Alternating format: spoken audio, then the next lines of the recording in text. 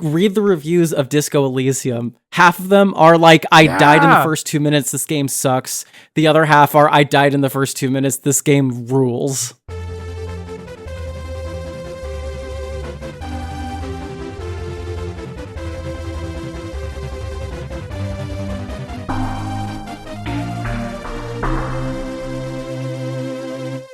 Right now, I have 1 week left until I go to Japan for the first time. Ooh, you're gonna join the Japan club. I know. I'm gonna Nihongo to the polls. Oh, Lord, stop.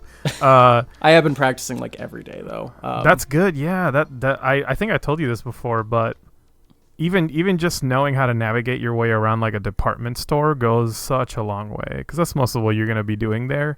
And then picking up like the social cues of doing that will teach you like the manners and like how you behave around people.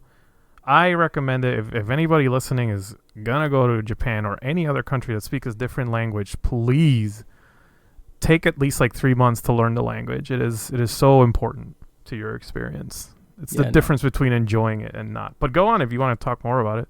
No, every day I'm looking at myself in the mirror. I'm like shadow boxing. I'm going like sumimasen. I'm going like. Oh, you're gonna say that a lot, yeah. Toire wa doko. Wow. I'm doing push-ups and like pushing up and clapping my hands while I go reizoko kara kyū dashite. Oh Lord, I don't even know what that means. It means I get the milk from the fridge. No, it's asking you to get the milk from the fridge. Oh, I see. Okay. Yeah. Okay. I had forgotten most of what I learned. It's my current omelet du fromage is reizoko kara kyū dashite.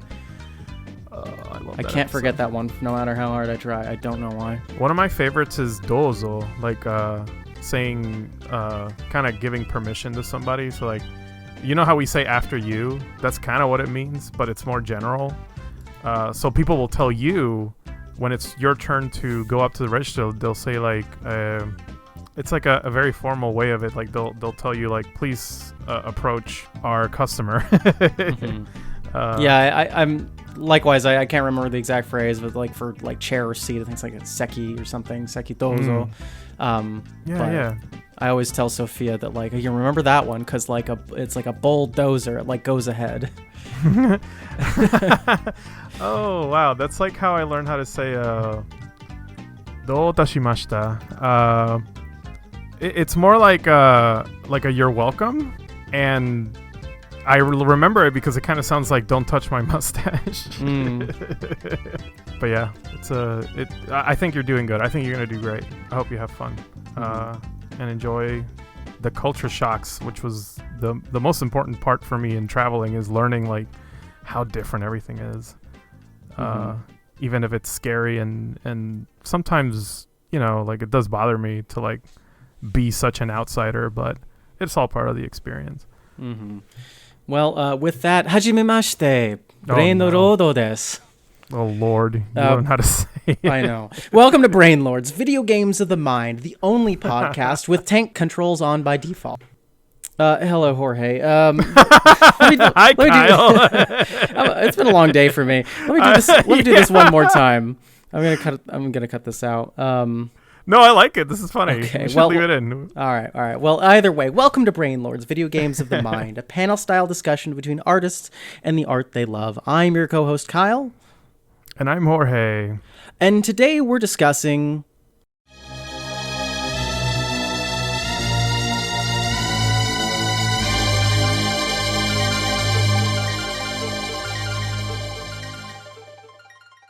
Should games be fun?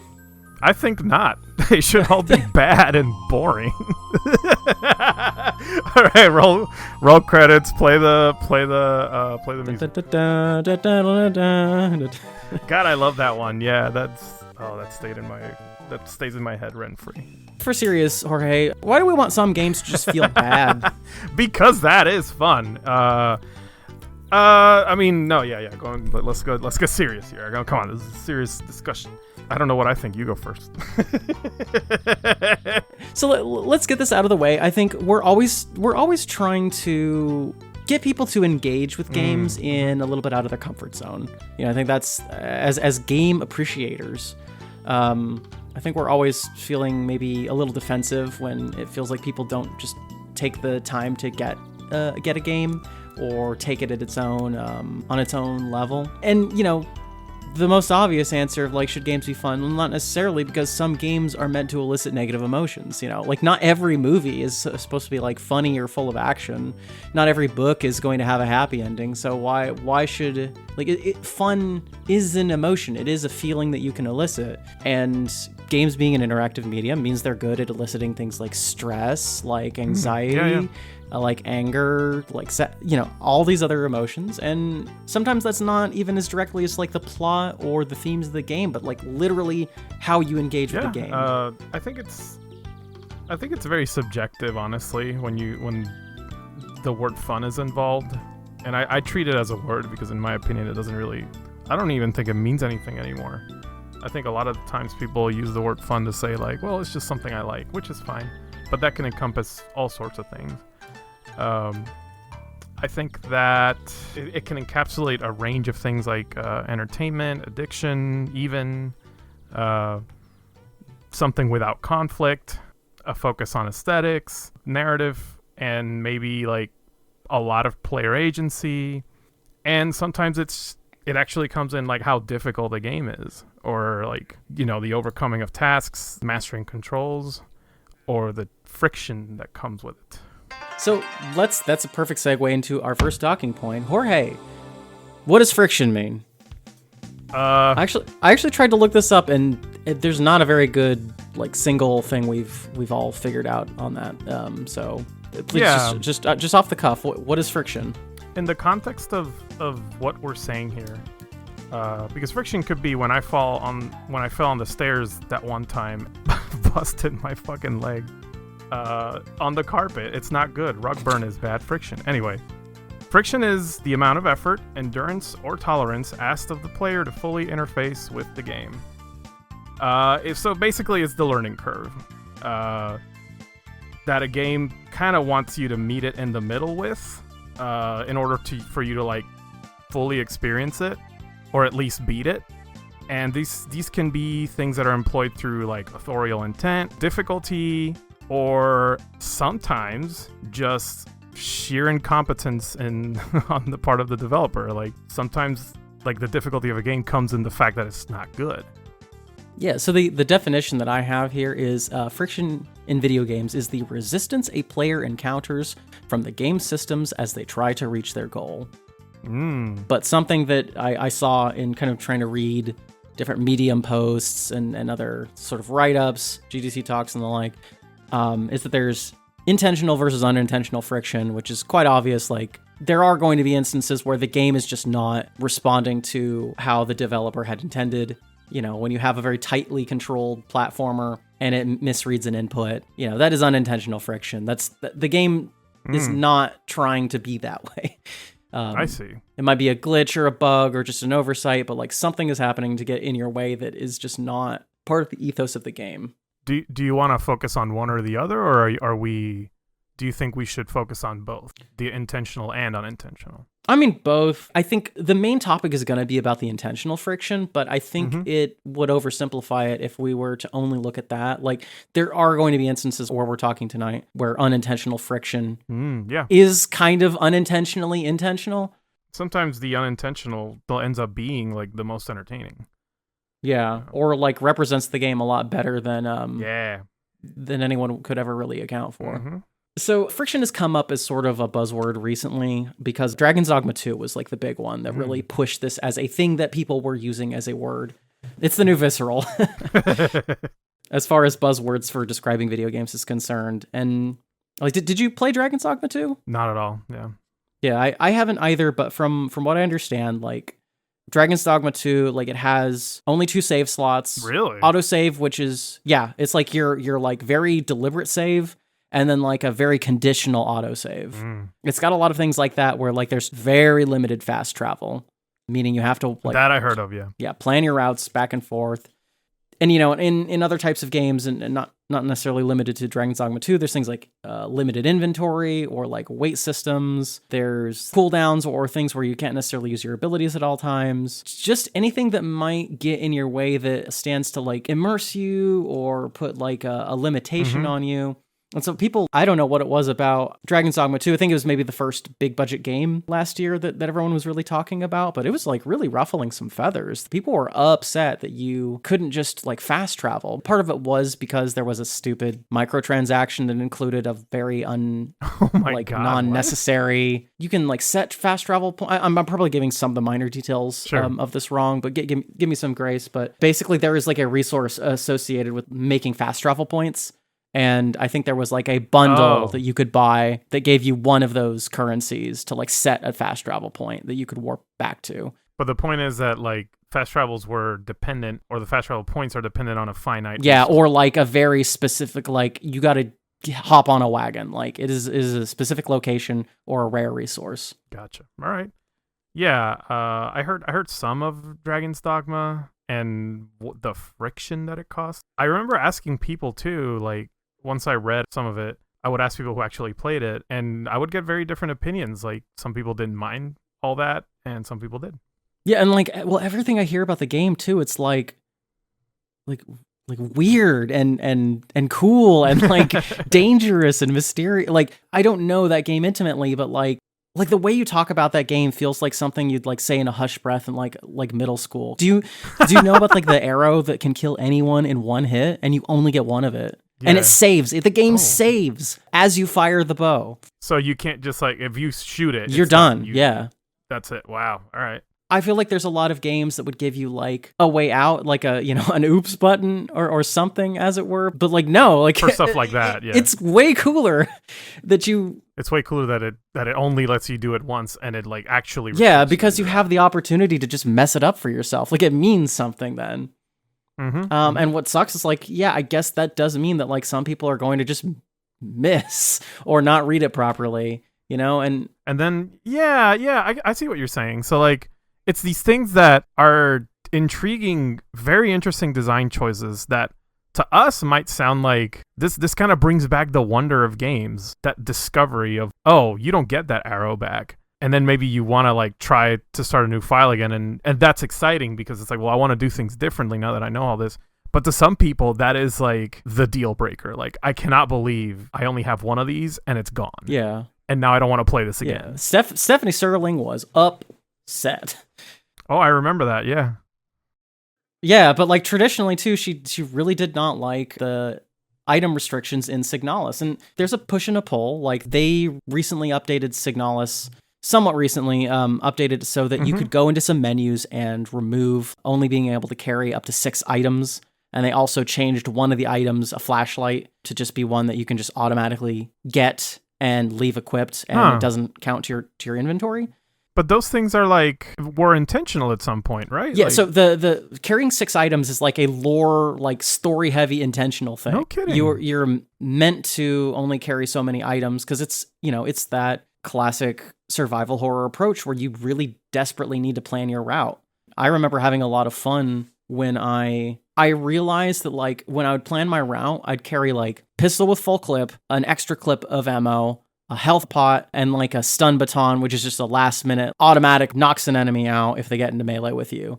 And then maybe even throw in like, the shotgun just in case I fight a tough enemy. As I started getting into the game, I realized like, well, I'll probably find some pistol ammo on the way. So I'll just leave with a full clip and maybe like the health potion. And then I was like, well, but I have full health right now. So if I just don't get hit or I like just go into an area expecting to reload if I die, I can pick up way more items that way. And it's like there was a risk reward to it. It was really interesting. That does like, I don't know, I guess to people like you and me, you hear that and that's exciting because it's like, it's the spice of the experience, really. Like, if you just have no item limit, then you wouldn't even be thinking about this. You'd just be like, well, just carry everything and it'll be fine. And even, I know for a fact that like there are people who would play a game like this, see the 6 item limit, 6 you said, right? And think, well, this sucks. I don't know, this is just like too much for me. and then it would turn them off. And it's a shame because maybe the developers did take that to heart and like, well, no, we want you to experience this. So, they made it a little more accessible for people. That's on them. That's fine. You are the creative mind behind it and you want to change something. I think it's well within your right. But at the same time, it's like, was that not the original intent? Was that not part of the experience? Mm-hmm. Yeah, sometimes I do wish I could look people in the eyes that say this sucks and just go, yeah, dude, it's awesome. Yeah, no, I no, for real. There are times like I will have friends that'll talk to me and they're like, well, this one thing happened, so I stopped playing the game. And I'm like, okay, really? Like, that's all it takes? I'm trying to think of a specific example, but there are the ones I can think of are like, I remember a friend of mine stopped playing Bravely Default because I don't know if you're familiar with the end game of that. I just know it's an extremely technical in terms of like turn orders and things like that. That wasn't the issue. The issue is that at the very end of the game, there's a gameplay loop, and the game never hints at whether or not you're done or when you reach the final loop. And that was the part my friend had a problem with. But the point is that the game is telling you need to try something new. Like, there is something you can do to break the loop. And that repetition is kind of encouraging you to break the rules. It's kind of telling you, stop doing this over and over again. But to my friend, that was like a deal breaker. It's like, well, I stopped playing after that because I felt like I was wasting my time. And I'm like, okay, but I don't know what to say. You said it's like, okay, well, too bad for you then. Yeah, well, and it's like, I real quick, we should talk about what are some instances where... oh yeah, I don't want to be up our own asses too much about like wanting like weird bad games that feel like dog shit, but why not? This is our show. But like what's like an instance of a game that did have some friction that you were just like, nah, dog, this ain't it. Oh yeah, there are some. I can name a few. I actually wrote some down here. I think any game that intentionally wastes my time does turn me off. Like, there's, speaking of Stephanie Sterling, who coined the Nintendo Minute, it is a real thing. It's games that, like, for the sake of aesthetic or some kind of, like, purpose, I cannot fathom why, just have all these dialogue boxes that you need to get through to just get to, like, the thing you want to do for, like, tasks that you do repeatedly. I don't know if this is making any sense. No, I can, like, when you go to upgrade your armor in, like, Breath of the Wild. Yeah, and you have to, or when you want to dye your armor in Breath of the Wild, like paint it a different color, and every time you have to pick your ingredients and then watch the sequence, and then like you can only do this one at a time per thing, and it requires like 5 of each of this thing that you gotta have to grind for a cosmetic thing, something that is ultimately kind of superfluous, but it's supposed to be rewarding once you have it. But instead, I feel like I just wasted my time doing this. That's one example I can think of. Yeah, because it's really tricky too, because like some of what you're describing is a means of less friction by like you can totally like get through this by being a little baby that doesn't read what happens every time, or like they just have this input to where like you won't forget. Like, oh, a blue rupee, that's 5. You're right, because I turned off my Wii. I forgot, because I don't really have a lot of object permanence, so I need to be reminded every time I load up Twilight Princess. Oh my god. But it's these things where it's like, why don't you just let me do... This is the part of the experience that I feel could be streamlined. To be fair, though, this is never enough for me to like stop playing a game. I can get to that if you want, but sorry, go on. To kind of to add to that, like I feel like I bounced off of the most recent Animal Crossing because it did feel a little tedious to try and build all the stuff. And I know it's like its intent is to be like a very lax, slow, methodical. It's meant to like have some time that you're supposed to like invest into it. And I do agree it does need some of that, but like I don't know if I felt like the crafting was an aspect of the game that felt meaningful to me in that sort of time investment. Like the time investment I want is like getting cute notes from the villagers, over the course of several weeks, or right. It's things like that, or like looking forward to holiday events and not having to shake a tree to get a stick so I can make the axe because it broke for the 3rd time today. Like I guess that is a type of friction, and you're right, I didn't like that. Yeah, there's I have another example, and this one's hyper specific, if you don't mind, but I don't know if you've played Street Fighter 5 or 6. Here's another thing that actually does like turn me away from games is there's this thing about fighting games, especially from Capcom, where they really, really want to make more like they want to add accessibility to like the controls for new players, but they always do it in this weird, obtuse way that affects the experience of people who have already been here. And one of those ways is something called, it's like I don't know if you're familiar with like hidden shortcut commands. Oh, like because I know like on Blazblue you could hit the stick in a certain way and it would do like down to forward or something. Yeah, and that's like easy controls and shortcuts are fine, but what I'm talking about is like there are command moves that you can do differently in Street Fighter because it's considered easier to do it that way. So for example, you can do the Shoryuken motion, the forward, down, and then diagonal, and then you'll do the Dragon Punch. But now they make it so that if you just tap forward, down, it'll also do the Dragon Punch. And these things are kind of meant to be like button mash friendly, but instead what they do is that they create an unreliable experience for like people who have been doing this for so long. And some people adapt to it. I just have never been able to. I feel like every other game I play feels so much better because it doesn't have that, versus like this thing that's like meant for accessibility, but it's actually like pushing me away by like I cannot get that input right because I'll do like I'll try to do the double quarter circle motion to do like the super combo and shit. And then the fucking Dragon Punch comes out, and it's like, what? Why would they do this? Like, can I turn this off? No, why? Like, what is this? And that's another example I can think that seems a little bit more like unintentional friction, because like the idea of that is to the idea of that's to make it less friction, like to actually make it easier. But for some reason, it just can you think of something that was like more intentional, like a game being too hard or depriving you of like resources too much or something like that? Yeah, I've been playing the 20th anniversary version of Final Fantasy 1 on PSP, and that one has like extra dungeons that you unlock every time you beat one of the fiends. And I'm in the Earth one, and it is the most time-wasting thing. Like they created a map that randomly generates chests. Like, let me see if you can follow me here. It's a map that has the encounter rate up to maximum. All the enemies are weak, but they can all get preemptive strikes against you. Every treasure is randomly generated. So like, if you want to get a specific treasure, you have to make sure that you are on the right seed to get it the first time. If not, you're gonna have to repeat the dungeon. And even if you don't want to repeat the dungeon, if you want to defeat every secret boss in it, you have to repeat it because you can only do one at a time, because then it'll shoot you back out. And I'm playing this and going like, I understand that they wanted to add extra content to the original, but this just feels like it's padding it for the sake of making up for the fact that Final Fantasy 1 is a short game once you know what you're doing.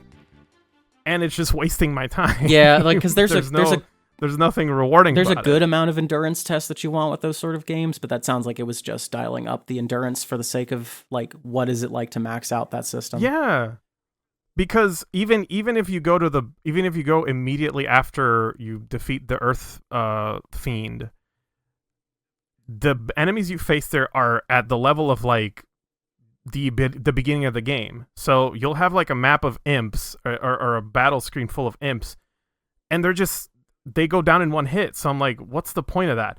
And then you get to the bosses, and they're way harder than the actual fiend you just beat. So it's like, it doesn't make any sense. Like, am I supposed to be here after I gain a certain level?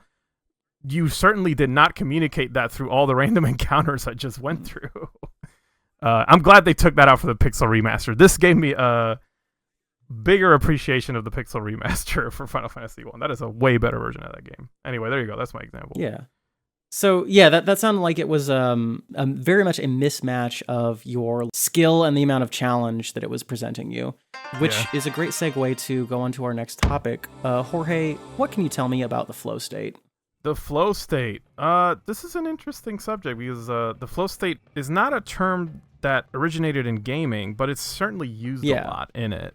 I looked it up, and it's from this. Oh no, I forgot his nationality. It's a man called Mihaly. A last name that I cannot pronounce. I am fairly sure that it's pronounced Csikszentmihalyi. but CSIKSCENTMIA. How ye? Yeah. Oh my goodness. But I know the book that he wrote is called Beyond Boredom and Anxiety. This is where he coined the term, which was actually known as the flow experience back then. And yes, it is a state where one achieves optimal performance and focus depending on a given situation. The state of mind, it's basically a state of mild brain activity that lies somewhere in the middle point between being overwhelmed and bored, usually as a result of mild psychological arousal. Those are phenomenal nouns. Oh my god, yeah. Thank you. Yeah, no, you're exactly right. Like Flow is a book from the 70s. It got a revision in the 90s. And yeah, it's very much sort of like a light self-help / sort of guidance type of book that's about observing this sort of optimal state where you're in the zone is the easiest way of putting it. Like it's locking it in. It's the you're doing a task where you're able to like ascend to the challenge of the task with like minimal input, or just hyperfocus really is all this is. So it's like a degree below hyperfocus, where hyperfocus is more like obsessive and sometimes harmful. Flow state is like a zen, like you're focused, you're locked in. I wrote more down here if you want to know. The point where the player becomes the most engaged and focused. Yeah. So broadly, I think, I am about to say some things that are like maybe a bit controversial in that. Yeah. I want to hear it. I'm here for that. In that, like, flow state is a fucking lie. But it would be silly. That's why we're making this It would be silly to say that there's no such thing as being in the zone. Like, that's duh. We've all experienced this. But if you sit down and actually read the book Flow, it is an exercise in absurdity. Is it Flow? I thought it was Boredom and Anxiety, or Beyond Boredom and Anxiety. Maybe that's the subheader, but the original title is Flow. Okay. Flow, the psychology of optimal experience. He could have multiple versions of the title, but regardless. Sure. So, like, the book itself, the first chunk of it is kind of just going over, like, the different types of, like, energy and focus and attention and things like that. That's, like, up to page 70. The rest of the 300 or so pages of the book are just sort of listing different types of flow states. Flow through music, the flow, joys of tasting, the flow of thought. Like, it goes like on and on and on and on about like different types of work that are flow, different types of love that are flow. And the examples of like what is flow are so incredibly broad that it's functionally meaningless. Okay, yeah, so just real quick. Yes, Flow is a book he wrote after Beyond Anxiety and Experiencing Flow and Work. They are in the same vein, and yes, it is kind of a rewrite. It's 1990 Optimal Experience. Yes. Mm-hmm. Just wanted to make sure. But yeah, like he goes in and out of his way so hard to like talk about like, oh, there's like these ideal this ideal state. It can be used for both good and evil. Quote, both types of life themes help give meaning to life. Yeah, like gaming. But each has its drawbacks. The accepted life theme works well as long as the social system is sound. If it's not, it can trap the person in perverted goals. Adolf Eichmann, the Nazi who calmly shipped tens of thousands into the gas chambers, was a man for the rules and bureaucracy were sacred. He probably experienced flow as he shuffled the intricate schedules of trains. Oh, it's like, Jesus, do we really need to I know guess, man. Oh my god. But yeah, it becomes an exercise of like every gosh darn thing in this book is flow. To the point where same like in the discussion of games too, this happens though, right? Like, so going a bit further, this book has an issue of all of these experiences have like a homogeneity of like they're all kind of meaningless. Later, a paper is written by Genova Chen that coins the term flow state in video games specifically. Mm-hmm. Genova Chen is known as... That's what we're really... Yeah, so he's one of the directors at that game company and is known for Flow, as well as Journey Flower and Sky Children of the Light. So a pretty phenomenal game director. Flow is a game. Flow is a game. I wasn't sure if you were being a joker. No, it's the one where you're the little creature in the petri dish. Yeah, which was also an early downloadable game. This person really is called Genova. Yeah, Chan? their actual given name is they're Chinese, okay. and Genova's more of a pen name. Oh, and I their see. first name is Xinghan Xingan. I need to study the Chinese alphabet more. I want to not be as bad at that. But anyways, I'm not even gonna risk it. You take the hit for us. You brave soul. But anyways, so he does a paper on flow as it could apply to games, and his also, when you look at it very broadly, is more a paper about sort of taking. There's like a main chart in the book Flow that shows an XY axis, and on the X it's skills, low skill versus high skill, and on the Y it's anxiety, low anxiety versus high anxiety, and the optimal state is kind of equal in the middle. You want enough stakes to match your skills. And so in his paper on this, he takes that and sort of uses it as a way of measuring games where like the optimal sort of experience in a game is where you're giving the players a little bit more abilities, a little bit more challenge at the same rate so that they have like the game is asking more of them as it progresses. And this is just a difficulty curve. And, specifically he's asking like, maybe we could do sort of conditional difficulty in games to where the more a player has, the more difficulty the game is giving them. So that's a very like, yeah, that sounds pretty sensible. Sure. So I think like going to his conclusion, like it's really about just like having a spectrum of games that can condition themselves to the player. But I think flow state, as it's used in video games, just require it describes people just like hyper in the zone to the point where I feel like it's used almost in like an unhealthy state. I feel like it's when people when people use flow state to describe a game, it's more as a negative that they're describing positively. I think it's unintentionally described that way. I don't know, aside from us, like who uses that term tongue-in-cheekly, but maybe sometimes when you describe a flow state, what you're actually describing is the point where you've hit like the game loop addiction, which isn't necessarily a good thing. At least I don't think so. Yeah, and see that's I think where I'm pulling the most umbrage with this is that like the way I feel it used the most in kind of contemporary journalism and like video essays and things like that is the game is putting you in this perfect like in the zone loop where you're able to engage with like the challenges of the game with almost without thinking about them. Yeah, kind of hitting that like to put it derisively, like that brain dead. Yeah, like state. But like you're like functioning on a high level sometimes, so it's not necessarily you're like not thinking, but it's just you're sort of reacting in a way that's just exactly what you need to do to sort of perpetuate the game, or you're caught in like a loop of the game. Huh.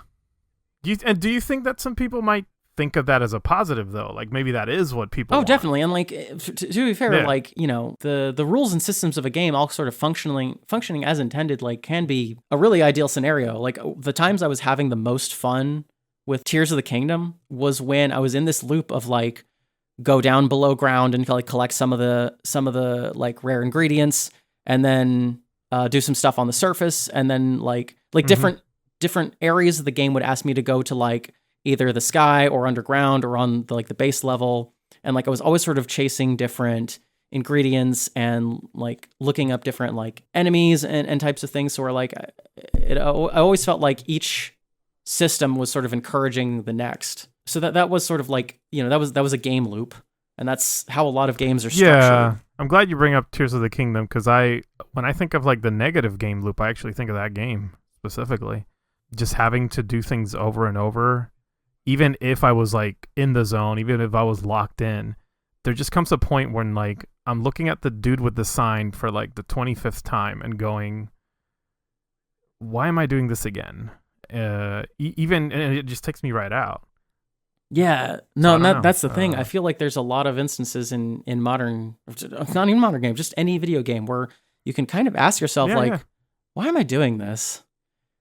Yeah, that's where I feel like in at least personally, this is very subjective, but in my personal experience, that is where the flow state is broken, where I kind of become conscious of the fact that I'm wasting time, and suddenly like that, it's not even that I'm hitting the overwhelming or the boredom part.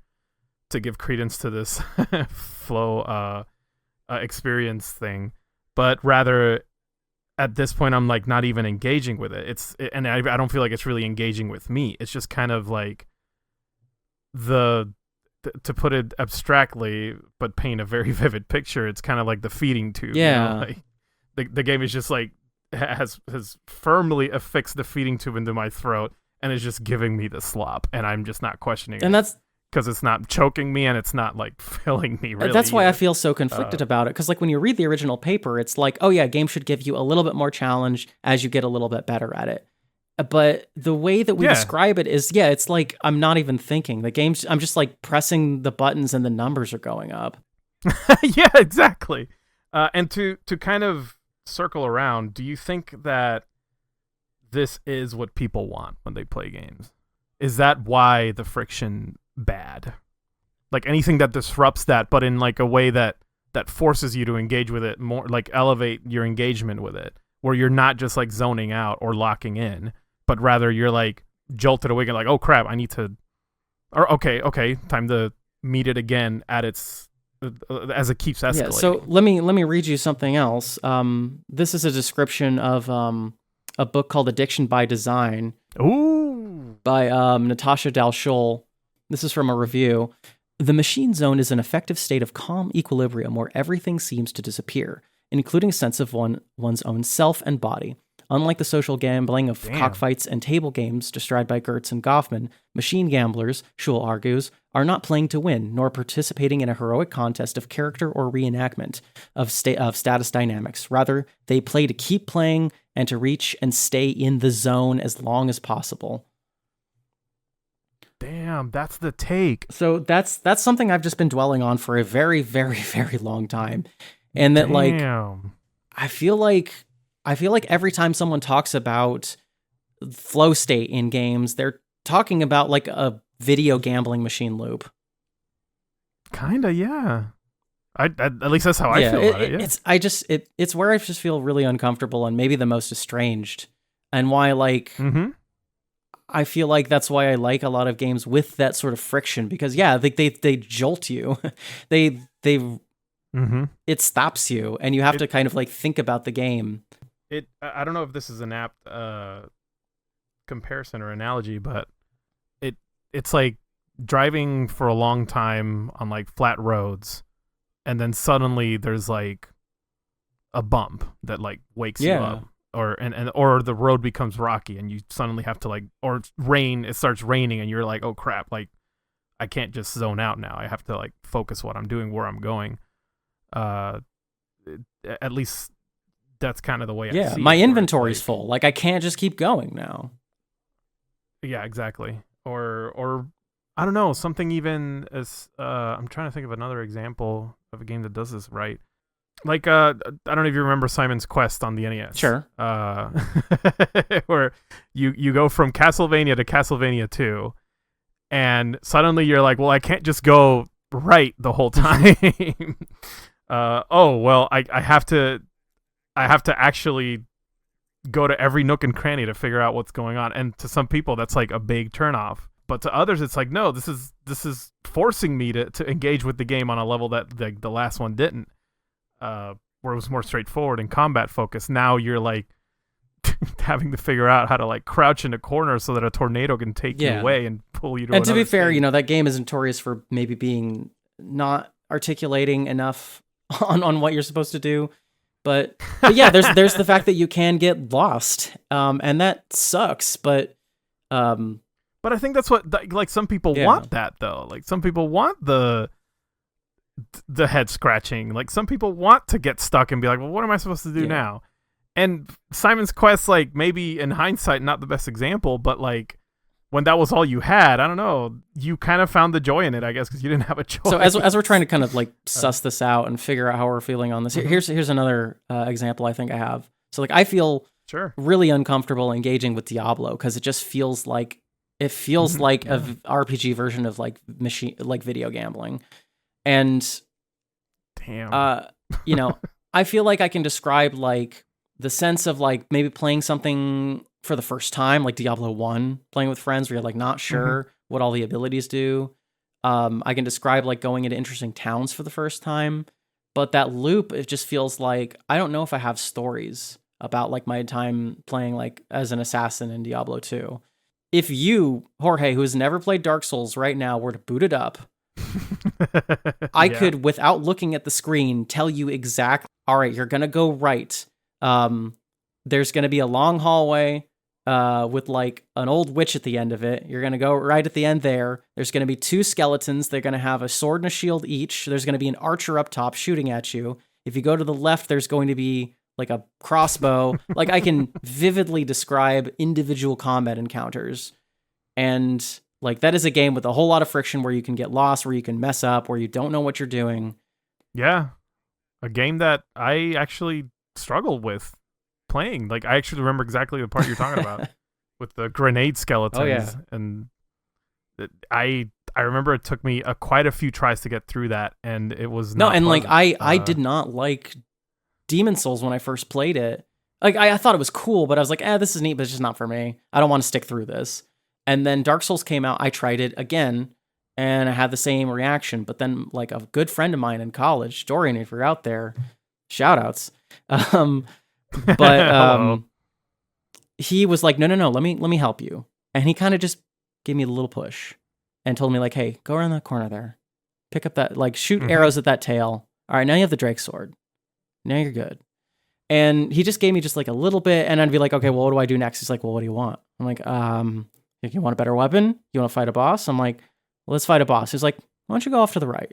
And he just gave me just a little bit to where it just like restrained me like just enough to where like I didn't have to maybe like worry about the friction of it as much. You know, I felt like I had something to fall back on, and I fell in love with the series from then on. Is that not antithetical though? Like having, or do you think that's part of the experience? Because I feel like the friction comes in not knowing any of that and having to brute force your way around until you figure it out. If you didn't, I mean, I was able to like, I was able to get in the perfect zone of that chart where like I did have enough skills for what the game was asking me, and I just needed a little bit of help, I guess.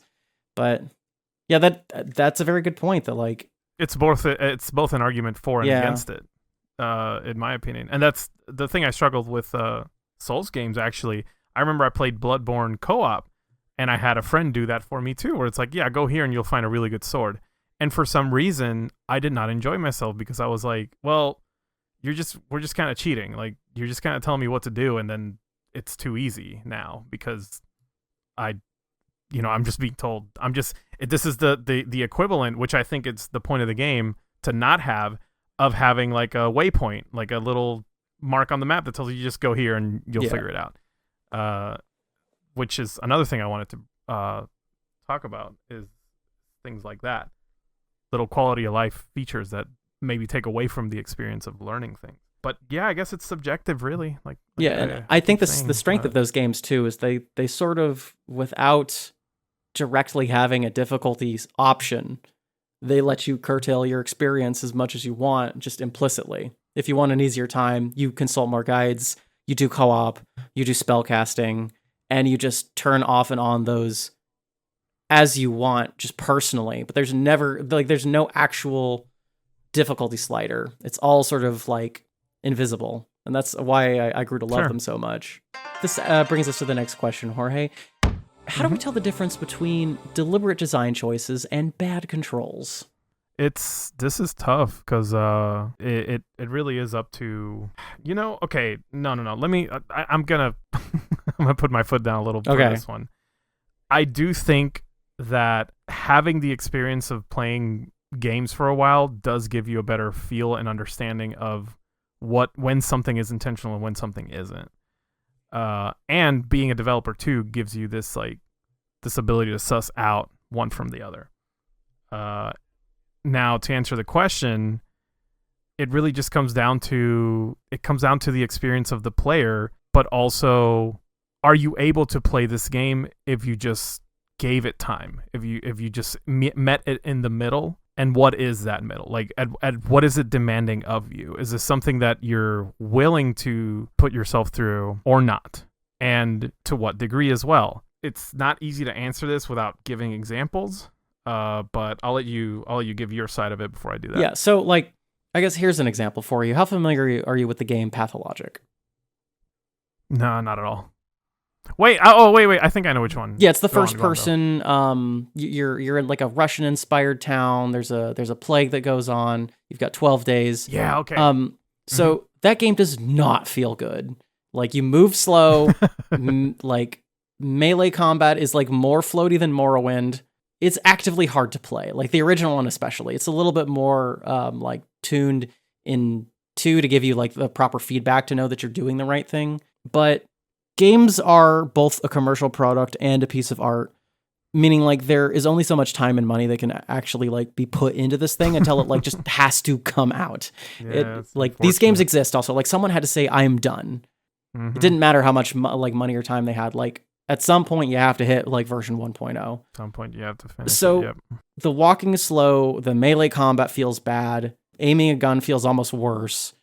But like that is not a game about making you feel good. So a point I really like to stress is that like there's a lot of games that maybe don't have the best controls, but with a finite amount of time, like what do? Do you make the controls feel really good, or do you balance like all the inventory management and how like different items are doled out to you? Like do you focus on the things that are actually like making the themes of the game work? Or do you work on the things that like, well, the game, like it works for what it needs to be? And I think people maybe like are a bit too harsh on if a game controls bad, like is it actually getting in the way of the game? Like Deadly Premonition is a really famous example where like the game does not control very well. It is trying to be Resident Evil 4 and it's getting maybe 70% of the way there. But like the game's weird, it's spooky, it feels bad. So for the controls to match that, maybe the game would have been a little bit better if they like had 6 more months to just work on the controls. But for what came out, like I don't think it's detracting from the experience that badly. I feel like it really is just up to the person, because like maybe some people are willing to put up with it because they're so intrigued by like, I mean, I'm following Deadly Premonition as your example. Maybe some people can like put up with it as long as they're getting something else in return. And this is why I think I kind of agree with you. The flow state is kind of bullshit, because sometimes like a game can be memorable, can be worth trotting through, even with bad controls, as long as it's giving you something in return. So Deadly Premonition is like a good example because it is not a good game in terms of controls. The combat was implemented last minute and it shows. It's not very good. However, the experience as a whole is so bizarre and memorable that you just want to put up with it enough to know what happens. Yeah, why next. should the combat feel good in that game? It's not a game about good combat. And yet, yeah, and then the irony is that even the grimy parts seem like part of the experience. You know what I mean? Like memorable. You remember how bad the game was, and then you wouldn't have it any other way because perhaps that contributed to the experience as the whole. And we don't want a remake of Deadly Premonition, you know? We just port the same thing and make it worse, maybe. That's oh my god, I love the fact that the ports are somehow like even buggier than the original. Oh yeah. I always say Deadly Premonition is like the Star Wars original trilogy of games. Like every time it comes out, it somehow gets worse. And then I remember when Deadly Premonition 2 came out and the trailers were showing it running at like a chugging at 20 frames per second, and people were like, I am so hyped for this now because I know exactly what I'm getting. This is what I expect as the pedigree of this series. But then again, there might just be people who play that game and actually do want Resident Evil 4. Because that's how the game was advertised to. Yeah, a lot of it is just setting up expectations. You're right. Yeah, and then you get to that combat, and you're like, "This is horrible. This is goddamn awful." I don't ever get like to be honest. When I first saw the game, it gave me anxiety because the sound mixing is just like rough. bad. It's awful. It's all the voice acting is bad, and like the charm of it didn't happen until like an hour and a half in. You know, like I really had to give this game a fair shake that most people probably didn't, and not to blame them. Yeah, for and it, that's the thing. Like you definitely like risk losing some people, but like maybe the audio design can be a lot less polished if it's about like a weird spooky town where things don't make sense, you know? Yeah, but the thing is, like, you do, and this is the friction. The thing is, you do have to get to the point where you start seeing the gold, like when suddenly like the diamond. Yeah, we're only talking about the ones that stuck with us, not the ones that didn't. So yeah, because there are games that there are games I played that I just dipped out of because of a part that I didn't like, and who knows, maybe I did miss out on an experience.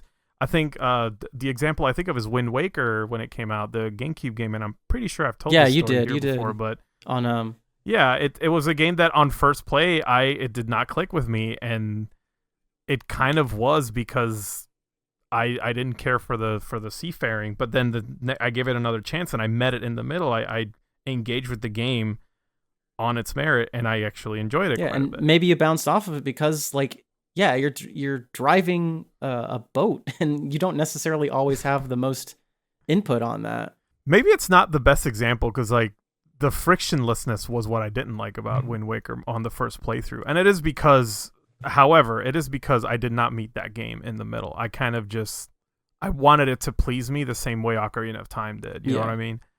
And it just was not that kind of game. So, and it doesn't need to be. I guess that's the argument we're trying to make, is that is it necessary? Did the game have to be Ocarina of Time, or did it have to be Wind Waker? And I think it's the latter.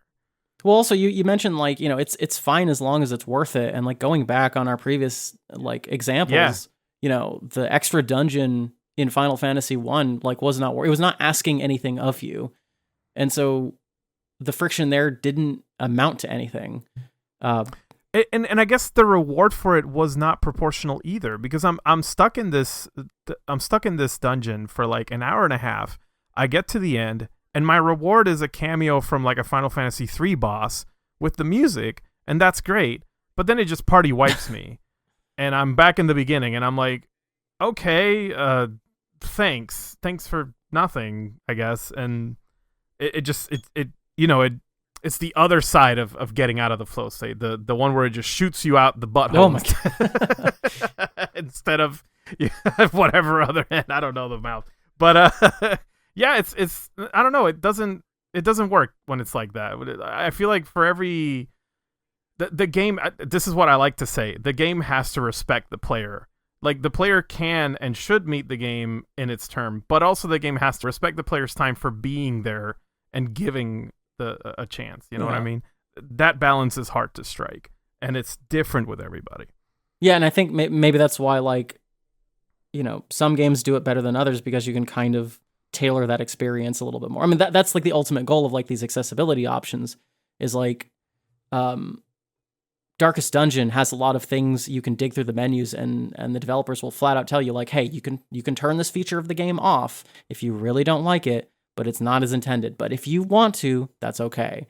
And I think more games having that, or just, yeah, I mean, you can do it without that. You just need to have like a lot of confidence in your difficulty curve. Yeah, this is something that's a bit contentious, I guess. I don't know if I even disagree. Like if a developer wants to adjust like the original vision of the game to please other people, that's fine, I guess. I actually think of Pseudo Regalia, how when that game first came out, it did not have a map. Like you kind of were supposed to figure out your way around it. And then as the game got popular and streamers started playing it, the developer added a map because it was like, oh, maybe I shouldn't scare the hoes. Oh, and like I really enjoyed that game, but yeah, I can think of a lot of moments where I'm like, I knew that I was getting lost and I was going in circles, but like the game has a lot of reused textures, and it was starting to get in the way of my ability to actually like, okay, I know what I want to do, but I don't know how to get out of this library, because every time I take the turn here, it loops me back and I'm not sure what I'm doing wrong. So like I did have a few moments in that game where like I legitimately got stuck. I think having a map wouldn't have changed like how the art affected me. No, and I take the position that it shouldn't have had a map. I think it, like Dark Souls, it should have been a communal experience. Like people should help each other in things like this, and that adds to the experience of the game, rather than like just having this thing given to you so that you just stop crying about it. I guess that's the hot take. I'm sorry, but anyway, do you want to talk about some examples of that you think of when you think of like good decisions or deliberate author choices when it comes to the like deliberate friction that was like yeah, there you go. Yes, like things that people might confuse as like a bad thing, but are actually there on purpose to serve the game, and you have to give it the time and the effort to learn it, because I think we're kind of ironically we're defending more like when people don't want to play a game because something is too hard. I feel like we should start talking about examples of things that are meant to, like, are integral to the experience. But people I was don't like panicking because I'm like, I need to think up of something to like not have any dead air and engage with you on this topic. I got it though. I got it. Let's go. You are. Yeah, in the I am. flow I state. am. No, but like, read the reviews of Disco Elysium. Half of them are like, I died in the first 2 minutes. This game sucks. The other half are, I died in the first 2 minutes. This game rules. That's a great example. And because you can die in the first 2 minutes, and it's to ask you to really think deeply about your choices, and also like tell you like, just like put a couple of stats into strength before you try and like pick up your tie off of the ceiling fan. I'm sorry, it's that kind of game. I had a lot of I saw my wife play that one, Margot, and I have a lot of admiration for, like you said, deliberate design decisions that the developers were not afraid of having. Like, if you want to play a good person in this game, you will be broke and poor, and you will have to probably sleep in a trash, like, or your like shitty hotel room, and it becomes a much more difficult game depending on like the kind of things you want to do, and it's not afraid of scaring you like that.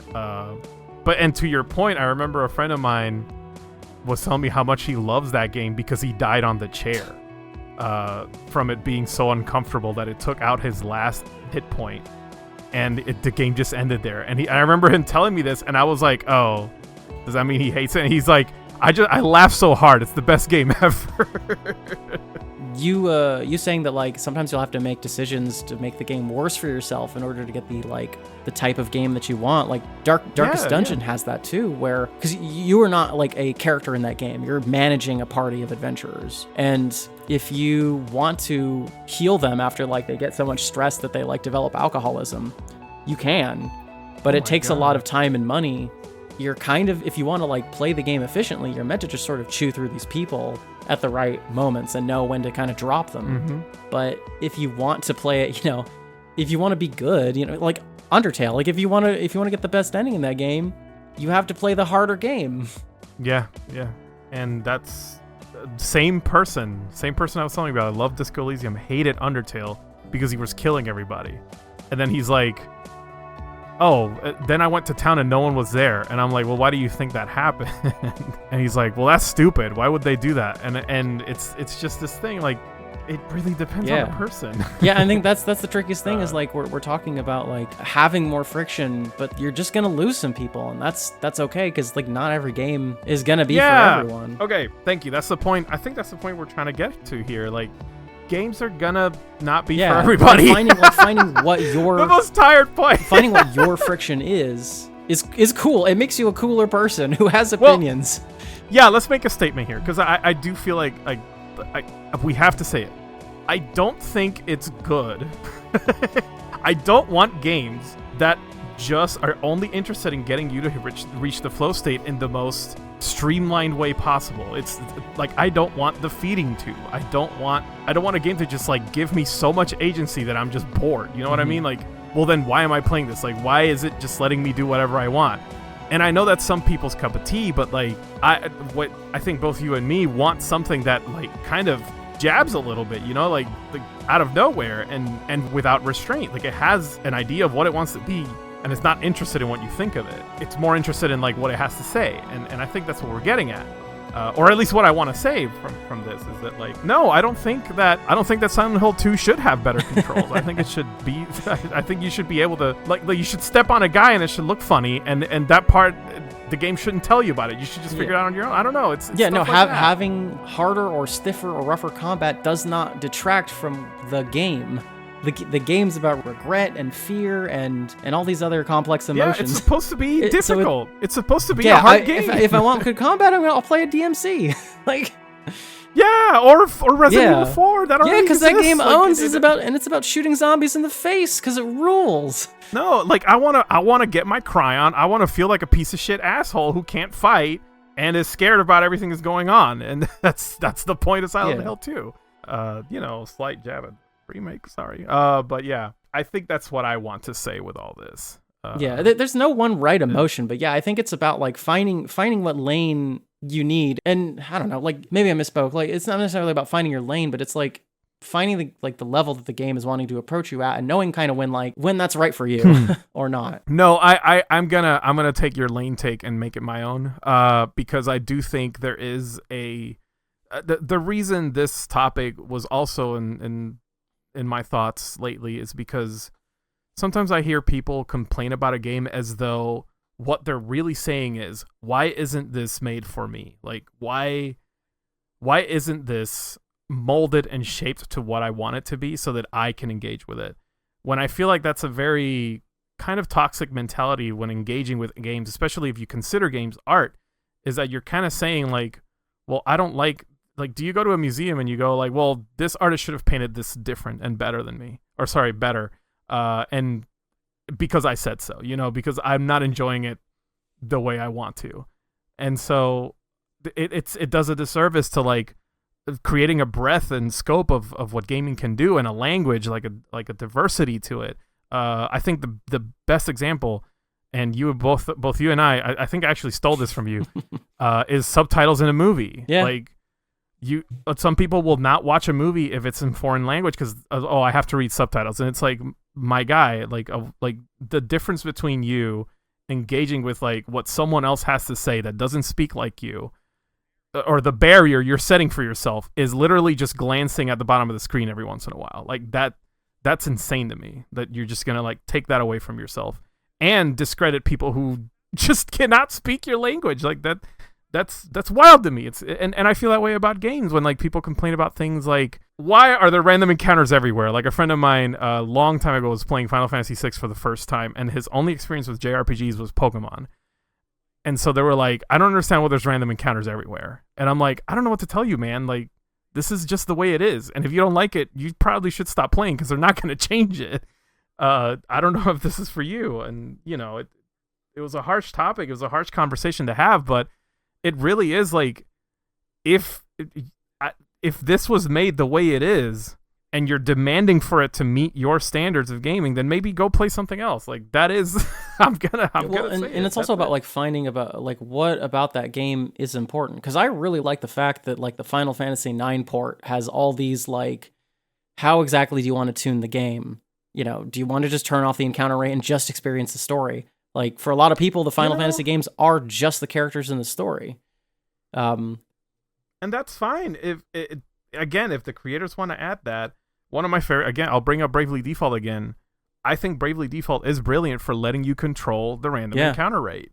At any point of the game, you can just turn it right off. And that in itself isn't really an issue. In fact, it's baked into the experience because, there are times where like, even if you're a really good player, even if you really know your way around RPGs and you know that you should like have a certain amount of experience points and level to get to a certain point, sometimes you want to turn that off because you don't want to over level, or because you've already been through this area already and you don't want to have to fight like a bunch of low level enemies. Like that stuff is good.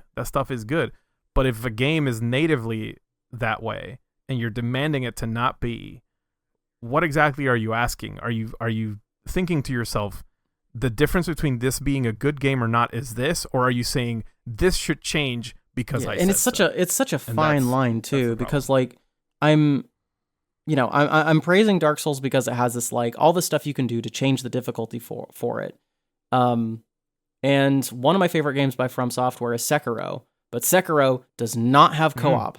It has some stats, like you can kill enough enemies to level up like the amount of damage that you do, but it's really difficult to actually do that. Like at some points, if you want to do that, you just have to grind. And there are points in that game where it is just a flat skill check where like you could maybe get an extra item to like help you do the encounter better. If you haven't found like a particular item in that game, but there's a lot of boss fights that are just like, no, I'm sorry. You just have to learn to dodge this one attack, to use this one item, like consult a guide, watch a video or whatever. But like all that stuff is like outside the game itself. Like you just literally have to play the game better. And it sucks because I feel like that is like my favorite one and I can't recommend it for a lot of people because Sword Saint Ishin is one of the hardest bosses in like any game I've ever played. But oh my God, did it feel good to beat him. So like I don't know what the right answer is because like I don't want Dark Souls to have like a flat, like easy, normal, hard mode, but also like. But you want more people to play it. Yeah, exactly. And like Sekiro, I think did lose some people that like could have realized that it's actually the best From Software game. Oh, you heard it here. No, just maybe that's the best story, but it lost some people because I think it should have had something to accommodate for the fact that like, this isn't a game about co-op, but like, okay, but then if you can't do the skill check, then you just straight up cannot like see this game. So yeah, but to that I say like, no, unfortunately then you can't play, and that's not trying to be mean, and I'm not trying to like deride or belittle people by saying that. In fact, if I recommend a game to a person and I know it's not their thing and I know they're not going to enjoy it and I know they're not going to dedicate the time to like get better at it, just straight up be like, listen, you can watch this video about it, or you can watch these cutscenes, or I can just talk to you about it and tell you how cool it is, and you can live vicariously. Like that's another thing I want to point out. It's like I think there's also this entitlement with gamers where it's like, if I play this game, it has to be good because I'm gonna spend so much time on it. When really it's like, you don't have to play everything, everybody. Like, you don't have to play everything just because everyone's into something and you're not. Just let them talk about it and live vicariously through them. Like, that way you can engage with the material, the content, without feeling like you have to put this much effort into it. All your friends are here and they're willing to talk and rant about their favorite stuff to you.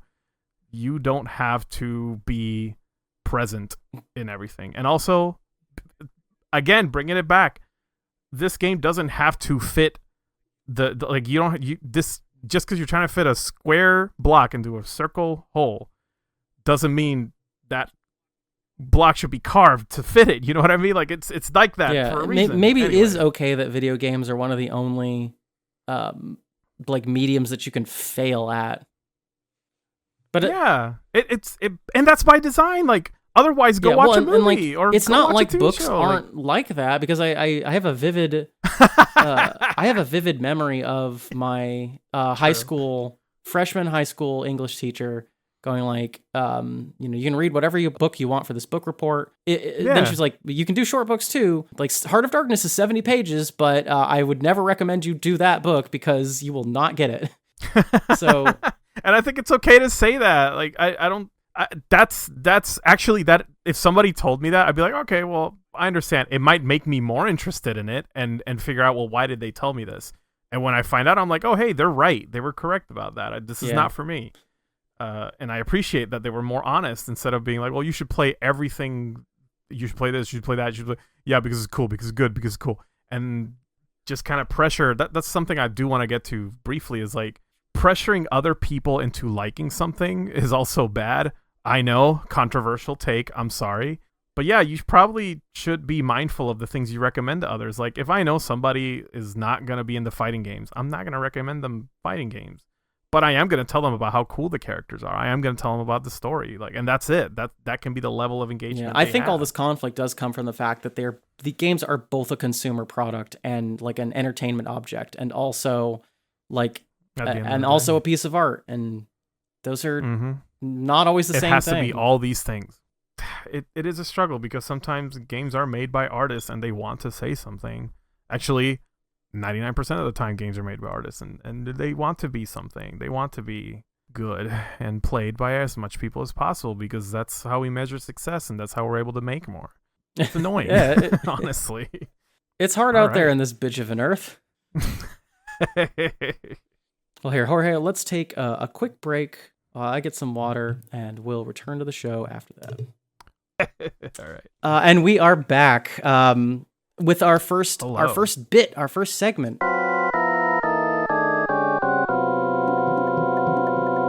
This is Game Rating, where we take a topic and tell you what is the most underrated, overrated, and adequately rated thing in that topic. I should come up with a little thing to say here. No, you're good. You're good. We're just we're trying this out. Today's game rating is tank controls. Jorge, what is the most overrated, underrated, and adequately rated game with tank controls? Oh, really? So they have to fall under this category. Okay. Most underrated. I think it's... Actually, I can tell you which one's the most overrated. Okay. So I don't know if you knew this, but like, Shadows of the Empire has this thing called camera controls. Or camera... oh my god, I forgot exactly what it's called. But Shadows of the Empire really wanted to play around with like the cinematic angles of the camera that you can't really control. However, this also changes the way you move --Rendar, and it is the most absolutely shit fucking thing I've ever. So it's like trying to play in terms GTA of like, all in like driving camera mode. I don't know what that is like exactly, so I can't say. But imagine if tank controls were as bad as everyone says they are. Those are the like theatrical mode controls for Shadows of the Empire. That's overrated. Aptly rated, I think like the original Resident Evil on PlayStation 1, the fact that every time this game gets re-released, the only like change to the controls it gets is like a quick turn. It says something. I think the game is meant to be played this way, and it's a learning curve now if you've never played a game with tank controls, but once you get the hang of it, it feels natural. It doesn't really bother you. It's kind of, you hit the cursed flow state pretty easy. Well, especially like once you get over the fact the that remake on GameCube. I actually don't remember if the GameCube had similar controls. I want to say that like RE remake has tank controls and is like the quintessential way to play that game. I will, if that's true, then yeah, it proves it for a fact. And then underrated, I would say Parasite Eve. Like, I think that game, a lot of people don't even remember the controls. They remember like the combat, which was excellent and really cool. But I think that it very brilliantly, I'm trying to find a really smart way to say this, but seamlessly combines the horror genre with JRPG, and specifically Resident Evil. And I think it's a game that as time went on has become underappreciated because it's kind of been forgotten by the younger generation. I want people who are listening to my voice right now understand that I did not brief Jorge on this in the slightest, and he immediately listed off like 3 really deep cuts on games with tank controls. Holy shit, Jorge! Really? I thought you were gonna say you had no. I'm just impressed that you were like, you didn't even like. Let me think. Sumimasen. Sumimasen. Go nasai. As for me, I feel like it's a cop out to say World of Tanks is the most overrated game with tank controls. Is it what? Are you gonna say it? No, I'm just making a joke because I want to give a real answer. All right, you got me. You fucking got me. I thought it was gonna be. No, I think the original Tomb Raider, I don't know if the tank controls on that really add to like what that game is trying to do. It's not okay. Shit. I'm glad you brought this up. Sorry for interrupting you. Any game with tank controls that makes you jump, that's how you know it should not have tank control. So that's my overrated. My underrated is, people don't think about this game as a game with tank controls, but God Hand. God Hand has tank controls. And people talk about how much they love that game.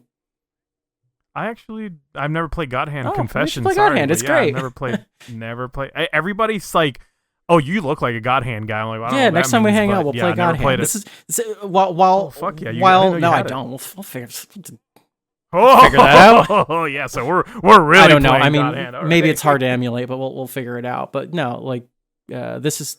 What do you mean? We're not emulating. We're playing games. No, I was going to get a physical copy, and I was going to get a copy off of that and put it on the Mister, so that we can. That way, we don't have to worry about scratching the disc. We're all doing this legally. Oh my is a lie that I'm telling you right now because I don't give a shit about piracy or not.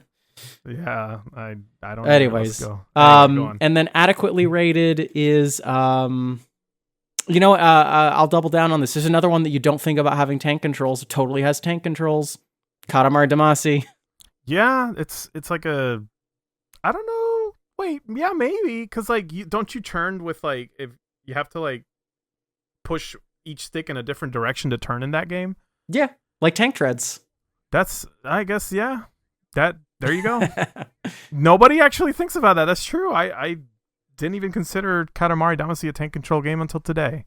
It's mostly just funny because like I feel like for a period of like X-Play teen years, tank controls were just like the most damning thing you could do. Yeah, for a while, and I think it still is to some But extent.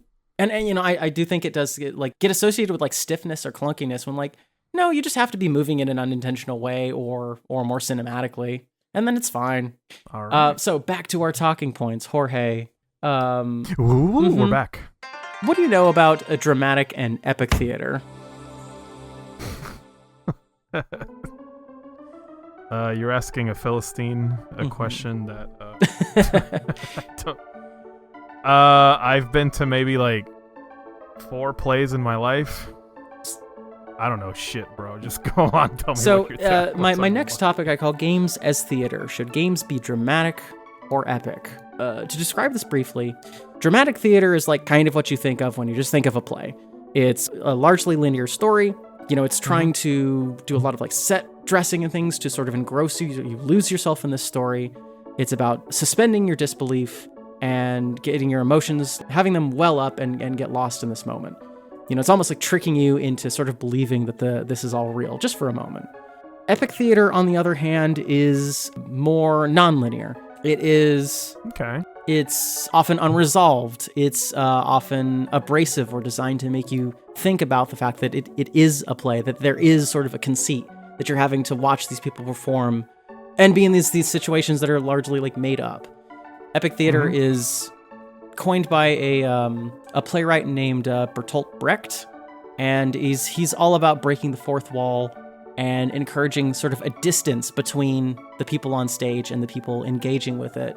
And this is something I think a lot in games. How like I think a lot of people want games to be dramatic theater, as it were. Like they want them to be this sort of like engrossing thing that you get lost in.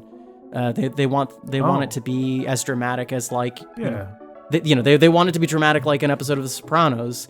They want it to be like something you lose yourself into. I sure do. But when we talk about friction, like I want games to be like epic theater. I want them to break me out of it. I like seeing the cracks in the walls that let me know that real people make this. So when it comes to games, what you want is that one theater play where there's one guy that comes out and starts like fucking with the audience. Running around slapping people, I don't know. The kind that would make me anxious. Or the kind that demands like certain amount of audience participation. Audience participation, or like breaking the fourth wall, or like using the fact that they're games. So I mean, like, I guess here's just a broad question for you. Like, can you think of like some of your favorite moments in gaming where a game broke you out of it? Like it pointed out the fact that it's a game, or just made you like laugh at the fact that like, yeah, you're playing a video game. You're not like. Can you tell me your favorite moments where like that suspension of disbelief just broke for you? I'm gonna try to do this without saying the words Metal Gear. Ooh. Some of the most memorable moments for me in games are when the game mechanics tell the story, and immediately what I think of is like, and we've been playing this game. I started playing this game. You already beat it. 1,000 Times Resist is a game that kind of does this a little bit, and it made me miss that. where there's a mechanic where, like, when you're investigating a certain area, your character can go backwards and forwards in time. But there's this one moment, and it's introduced as like a regular game mechanic, but there's this one moment that, like you said, took me out because it was kind of like a little bit of a shock, and I think it was intentional, so it got the exact reaction it wanted out of me. There's a point where, like, you're in a very tense situation, and suddenly the UI is telling you that you've just unlocked like this many moments in the future, and it's kind of telling you like, oh shit, something's about to happen. And I love that. Yeah, when games can sort of like set up rules and expectations that like lull you into a false sense of security and then break those rules, I think is really cool. Yeah. You know, I'm reminded of a moment in Lisa where you're given the option to like hit someone and you select it from a dialogue menu, and then the game kind of forces you to do that selection again, and you select again, and then before you realize it, the game is selecting for you, and it removes that agency away from you. And like, it was very, it was very jarring to be like, oh, I wanted to stop hitting the guy, and instead I have to watch my character beat him to a bloody pulp because like I don't have complete agency over this character. But the cool thing about it is that like it keeps bringing up the little window with the option, and you're not even pressing anything. It's just doing it for you. And that, I remember that moment. That's because there is a point where you're like, no, I would have stopped here, but the game keeps going. On the inverse of that, like we mentioned Undertale earlier, but like that game is really, really good at knowing the exact timings of an RPG and like exactly when you'll expect something, and it'll give you a dialogue box and you'll try to like complete it, and it'll be like, no, don't worry about it.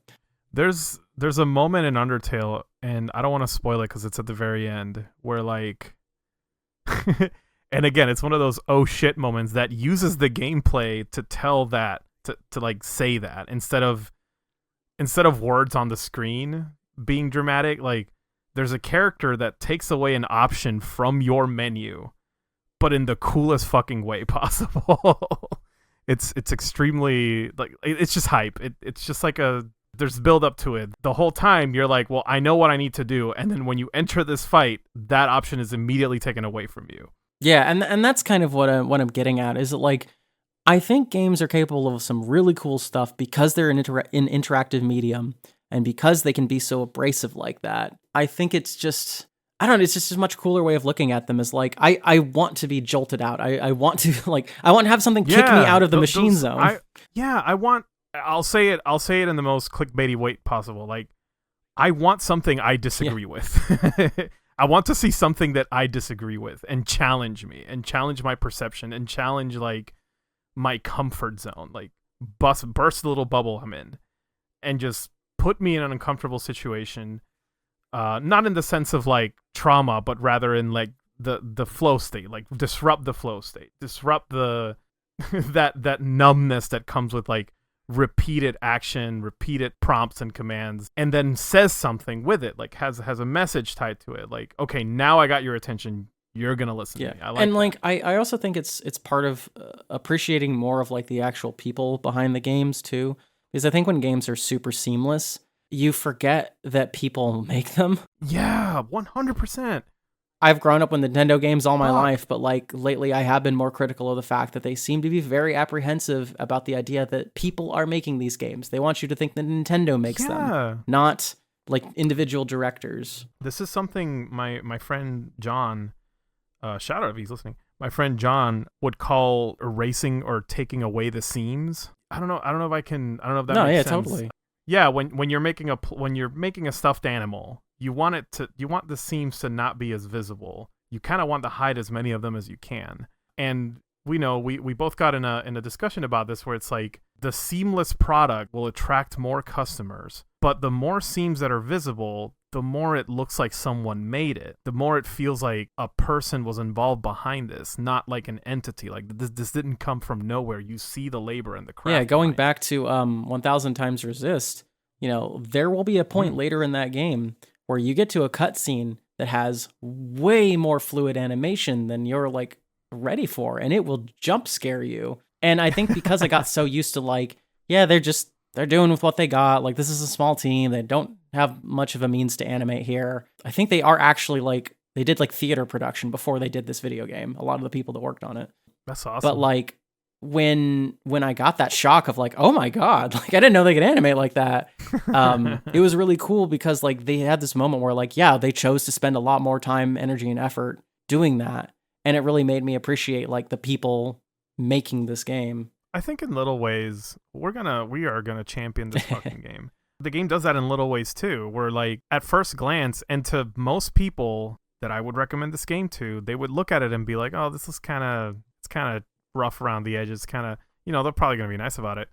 But every once in a while, that game just surprises you with the most thought-provoking thing, like, and it doesn't even need to look good, it just comes out of nowhere. Yeah, one of the most like tear-jerking moments of that game is hearing a song with no backup music. It's just a character singing, and it sounds rough because it's a human being singing a song with no music. Yeah, and even the voice acting is like not what you expect from like a AAA game, but because of that, you're like, oh, people like me made this game, and you instantly connect with that, rather than like having the same 5 voice actors that every game has at the AAA level, and being like, oh, this was made by production company, by studio, and there's a disconnect. That's why I think we got a lot out of Your Name, watching that in theaters. Oh God, I love that movie. Yeah, and just seeing how much it's like in love with the fact that messy, weird, flawed people made this thing, and you can see pencil marks, and that like every time they close up on a shot, you can see like the sketchiness. That like sometimes they even leave like the underdrawing in some shots, and I appreciated that. It's such a powerful statement now in the age of like the plagiarism machines and the fucking stolen valor artists, like taking over every creative space, like invading our creative spaces just to create slop, just to create products, more shit that we already have to make a quick buck. Like all of this is antithetical to the practice, the craft of expressing yourself as a human and sharing your human emotions and experiences with each other. Yeah, no, and I love Your Name. It's so good. And like, this isn't to say that like bad game good, good game bad. Like there's plenty of games where like it's just so tightly designed that you're just like, oh, this is so this level is perfect. Like, yeah, Doom is a game that will simultaneously like throw an enemy out you just to like laugh at you for like shooting a rocket too close at like a jump scare in an elevator door, but also it's just like the smoothest, just like laser focused experience. I still feel like Doom has the level of polish of a AAA game, but it has such the thing I admire about Doom is, again, it's a game that's just, it's not concerned with being anything other than what it is. And again, that can reach out to you as a consumer and turn you into an art appreciator. For that reason, Doom 2016, one of my favorite fucking games.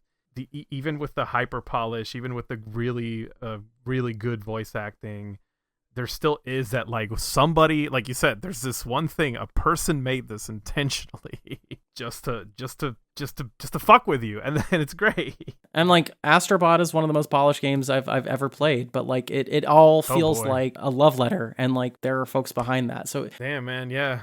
Astrobot is an interesting example because that one is so dangerously close to being like Funko Pop for PlayStation, the game. But yeah, like hearing the developers on stage at the Game Awards talking about like, no, we love this. We like this is, we love doing what we do. This is what we wanted to make. And that game does have a lot of moments to like reduce its own friction, where like if you get stuck on something for too long, it'll play a little video, be like, hey, you use this ability, don't forget. But it's I don't know, it's just tuned well enough to where like that stuff doesn't feel insulting the same way that like a character in God of War might like chime in the answer to a puzzle just a little bit too soon.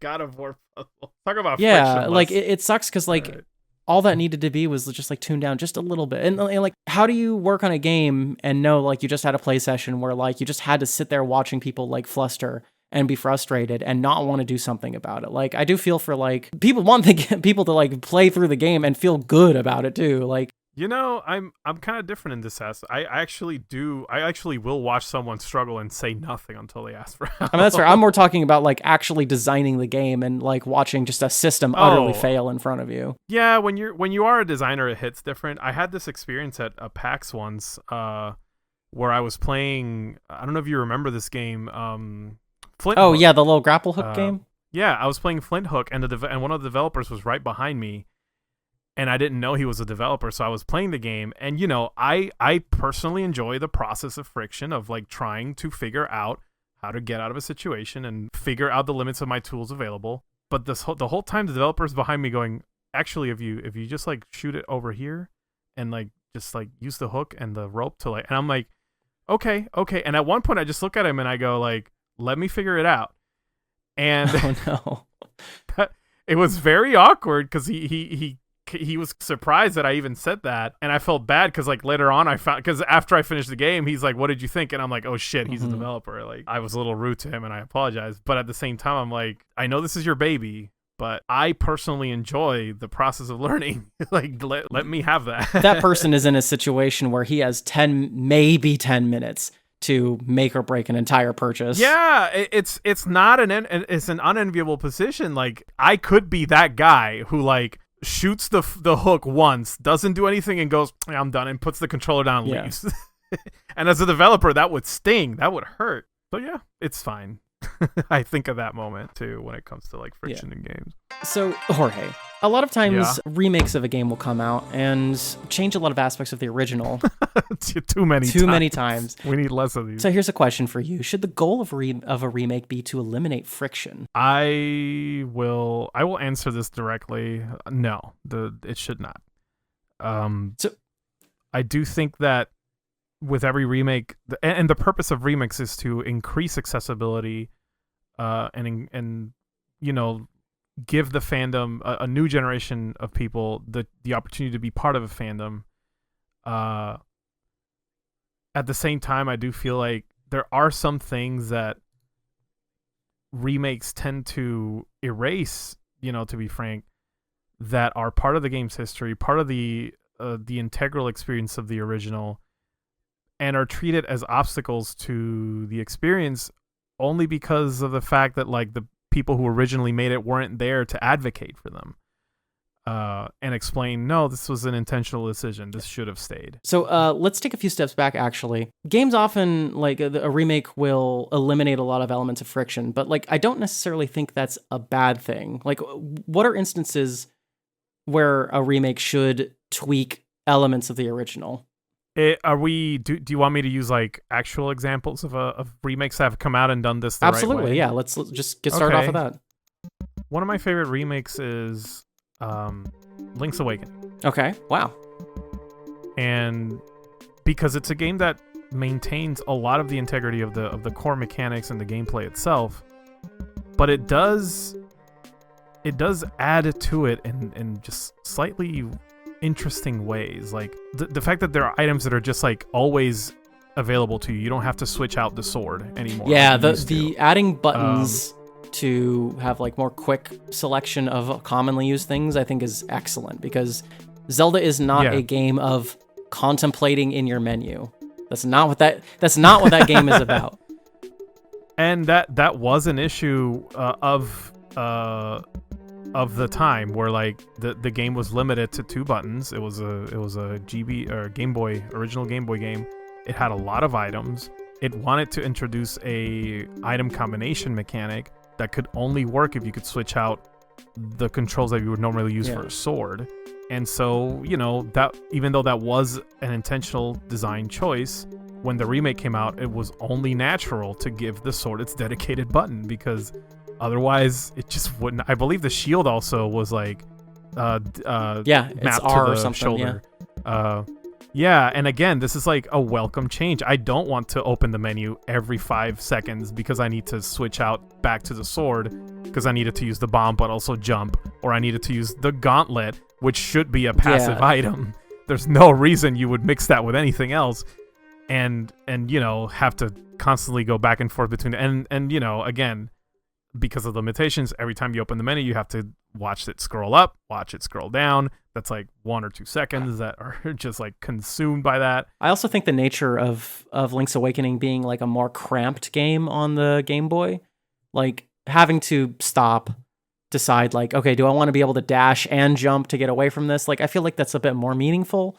But on like a 16:9 game where it's a little bit more engaged, like, constantly having to sit in that menu it would be dull. I think that the thing is that they kept the things that should stay, like the fact that you can combine bombs and arrows, which for a long time people thought was like unintentional. No, the developers wanted you to do that, and this game lets you do that. And as long as that stays intact and it's not set, like the bow and arrow doesn't have a dedicated button, even though people would. Yeah, I guess you still are making choices on how to get through rooms in that game. It's just, and in every other respect, the game is largely the same. So yeah, there you go. That's what I think is like a good example.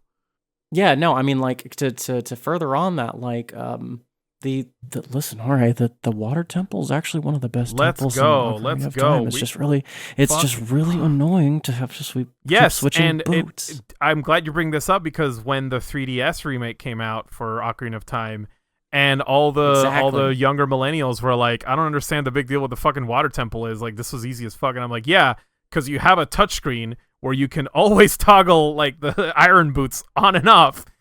And you didn't have to do that. You couldn't do that in the N64 version. That shit was really annoying. But yeah, the water temple's fine. In fact, it's like one of my favorite stages in that game. It's because you have to dedicate time to it. It's cool. I like being lost in this creepy dungeon that's just full of water and like goes deeper and deeper underground. That shit's cool. But yeah, as an experience, you remember the clunky parts of it. You constantly go like just opening the menu, and then the boots are on, and then the boots are off. Being able to toggle this would have solved half of the issue. Yeah, that's a good example. Oftentimes you're like having to exist in this space, this like 3D space that you might not even be used to, since it's the early days of 3D. And so having to like go into the menu, it's almost like going into another room and like trying to remember that like you left your car keys. Like it is very disruptive to your ability to navigate a 3D space, to constantly have to like blind your vision for about 2 seconds. It really did. But again, that's not the water temple's fault. That's just that was more of a UI issue. Yeah. There's a limitation. Yeah. Like on my end, I'm forever impressed by the work that Night Dive Studios does on a lot of their remakes, because they often make very deliberate choices on like, what was the intent of this part of the game? Like, is the hacking in System Shock 1 supposed to make you feel nauseous? Probably not. It should probably feel weird. It should probably feel out of body, but like, you literally can't play that if you are. That is a good example. Yeah, like if you're sick to your stomach, you cannot play the game. So they'll add little things like, does it meaningfully change this game if you can autosave or something like that? If the graphics are a little different. But now that like we've sort of built that up, and give it a bit of more of a fair shake, what are, Jorge, some more concrete examples of like a remake that took away some friction and lost something that made the game worse? Sorry, everybody. I apologize in advance. I apologize to my friends and family for what I'm about to say. Super Mario RPG, the remake. Okay. I think takes out a lot of friction from a game that was already quite a frictionless experience. And for that reason, the remake just kind of, it was just a notch below the original. It just didn't quite meet my standards or expectations. What friction did it take out? It made the combat already easier than the original was. The time hits are just spelled out for you most of the time. Having the triple tech, or I forget what they call it, like the star powers, the build up to it, and like being able to unleash a full-blown attack at first is like an amazing and cool idea, and you get new cutscenes with these characters you love, but oh my god, it just made the game way easier. It just gave me like this additional option that I already did not need, because these monsters, these enemies are not exactly balanced for these new mechanics that exist now. Same with like how you, like, if you don't miss a time hit, each attack gets stronger and stronger. Again, it's like making the game way easier than it already is. And I breezed through it. Even like having to learn how to retime the hits, because like on a different console, like the input is different, so you kind of have to relearn all that. The game was still spelling it out for me, so I was like, oh, okay, I know where I got it wrong, and eventually just never failed at it again. Even the optional bosses in that game were like relatively easy compared to the original. I don't know. It was just kind of It's interesting because one of my biggest criticisms of like the original is that it's very bad at like indicating how the timed hits are supposed to work on a lot of attacks. Some of them like don't even work, but you have no indication unless you know if it's this color of star, you can't block it. But like, so I do think that there's something there that like, yeah, the game should probably do a better job of indicating how the timed hit works, but yeah, it does also feel a little bit insulting when the game just flat out has to tell you push the button now. I forget what it does exactly, but there is an indicator for every single thing of when you should push the button. And I will push back. Point. I actually enjoyed that the original didn't tell you because you kind of had to figure out, okay, what can be time hit and what can't. And then some of the answers will shock you. For the longest time, I didn't know you could like time hit the Geno disc because it just says like, it might kill one. It might do like a one-hit kill. And I just thought it was a random chance thing. But then just out of curiosity, I'm like, because the game entertains you with the time hits, you kind of do like pushing the button even if you don't need to. So I just did it out of fun with the Geno disc and discovered the instant kill attack, the 9,000 damage thing. And I was like, what cool. the fuck? And it was amazing. Like, I love that, you know? If the game just spelled it out for me, that shock is not there. That discovery, that feeling of being like, wait, what else is timed hit? I need to discover this now. I need to figure out more. It's funny, I have an easier time doing the Geno world than I do remembering how to time Peach's recovery move. Yeah. I don't know what it is about that one, but I can never remember the timing. Yeah, it is weird because you have to wait until the very last sparkles disappear, and that's when you hit it. Yeah, and like Paper Mario does a much better job of that. Like they largely don't tell you, but it just, I don't know, makes it more obvious. I think with like visual effects or things like that. Paper Mario makes up for it by giving each attack a different mini game, like a built-in mini game to it. And even if it just spells it out for you, you accept it. Well, like it doesn't spell out the enemy attacks, but I think it might have like a visual cue or. Anyways, what about you?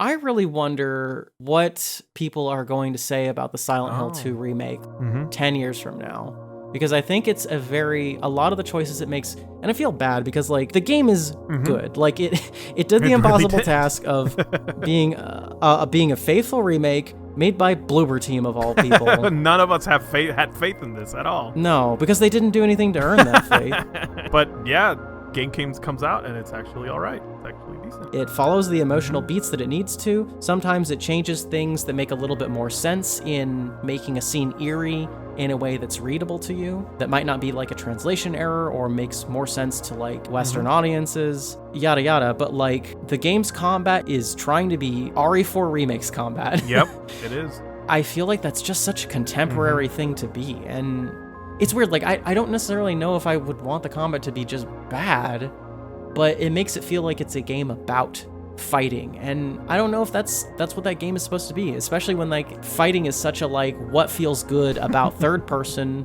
horror combat in 2024. No, I agree. There's something to be said about, and we went on this earlier in this very episode about James Sutherland having like difficulty fighting and that being expressed through controls that aren't exactly intuitive.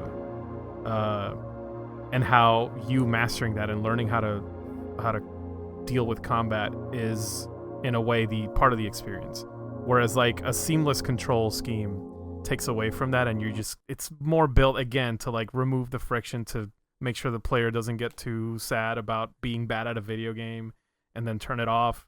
It's using the language that we've built up on over-the-shoulder games like Resident Evil 4, but Leon's a special forces agent. Sense. Like he's a secret agent. He's trained to use this. It's weird to see James Sutherland be like, yeah, no, I know how to cock like a bolt action rifle. It's cool. And the thing is that Resident Evil 4, when it came out, it was made to be that kind of game.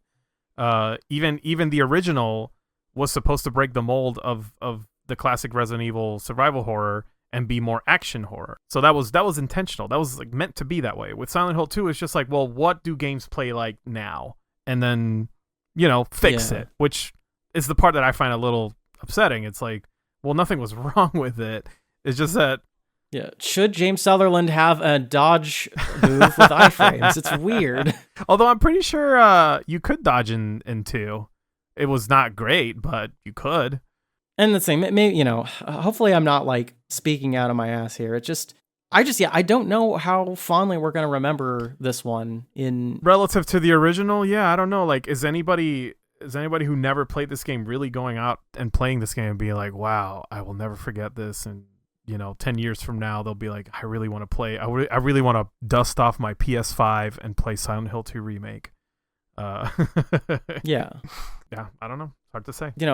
And so I that's kind of what got me thinking about this whole topic in the first place, is like, I think it's okay that the combat feels kind of bad in Silent Hill 2 because it's a game about navigating a bad place that you're not comfortable in. Yeah, it's supposed to add to the tension. It's supposed to add to the helplessness that the character's feeling.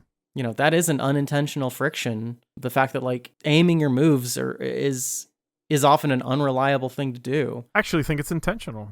I would argue. I just want games to feel worse. Like I said earlier, games should just be bad. Games should just go back to being bad, and then we can enjoy them on a profound level. Just let's go back to the good old days where games were bad and felt like shit. I mean, kind of, because at least like we remember them better. I don't know. Maybe I am being a little too hyperbolic and a little too like tongue in cheek here, but. I'm more just purposely being abrasive to people, pretending like every video game from the past is good. But which, we can make a whole episode on that too. Like, no, this is not to say that like games were better back then. We still had slop. We still had shit. In fact, you could argue that like games were less art back then than they are now. When a game becomes a product, then the user interface has to be like an inoffensive, frictionless experience. And we here at Brainlords, we are questioning whether or not that comes at the expense of expression of like the author's meanings and or intent, or anything artistic, anything of value, anything that makes me feel like I'm not consuming something, that I'm engaging with it. Yeah. What am I losing here? Like that I might not realize. And I don't know. We're not asking that question. We just want everyone to play the game, and by everyone we mean even people who don't care. And is that good? Yeah, maybe we do want more people to experience games, but remind them that these are games, like not movies, not TV, not. It's like when you said books earlier, I'm like, it is kind of like that, because people don't read books because they have words, and reading is hard, and reading comprehension is a skill, and that is like the friction, that is like a learning curve. And again, it's like, well, why aren't people reading books? Books are great. So, it's that same conundrum, but in game form. We're already sort of on this already, but Jorge, why don't we go to the wrap up, where we take a moment to summarize what we discussed and what we want to take away from this topic. Jorge, should games be fun? The wrap up. Should games be fun?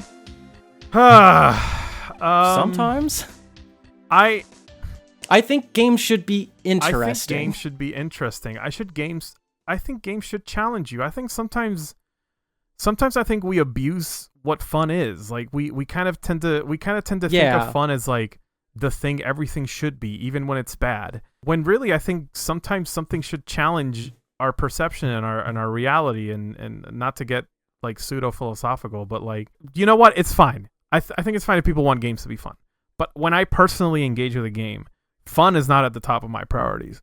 I want to leave with something. I want to, when the credits roll, I want to be like still thinking about this 2 weeks from now, 2 months from now, 2 years from now, and be like, even with all the shitty things about that, I really enjoyed that experience. I really found myself appreciating even the shitty things about it.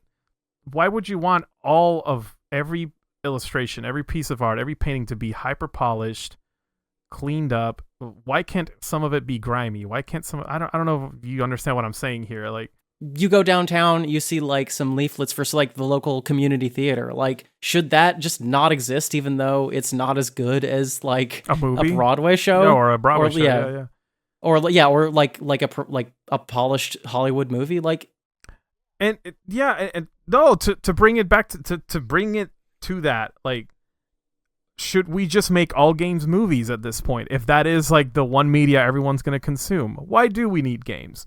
Why should you need a controller for a video game? You just want the story, right? Is there anything wrong with that? No, but that's not what I'm asking.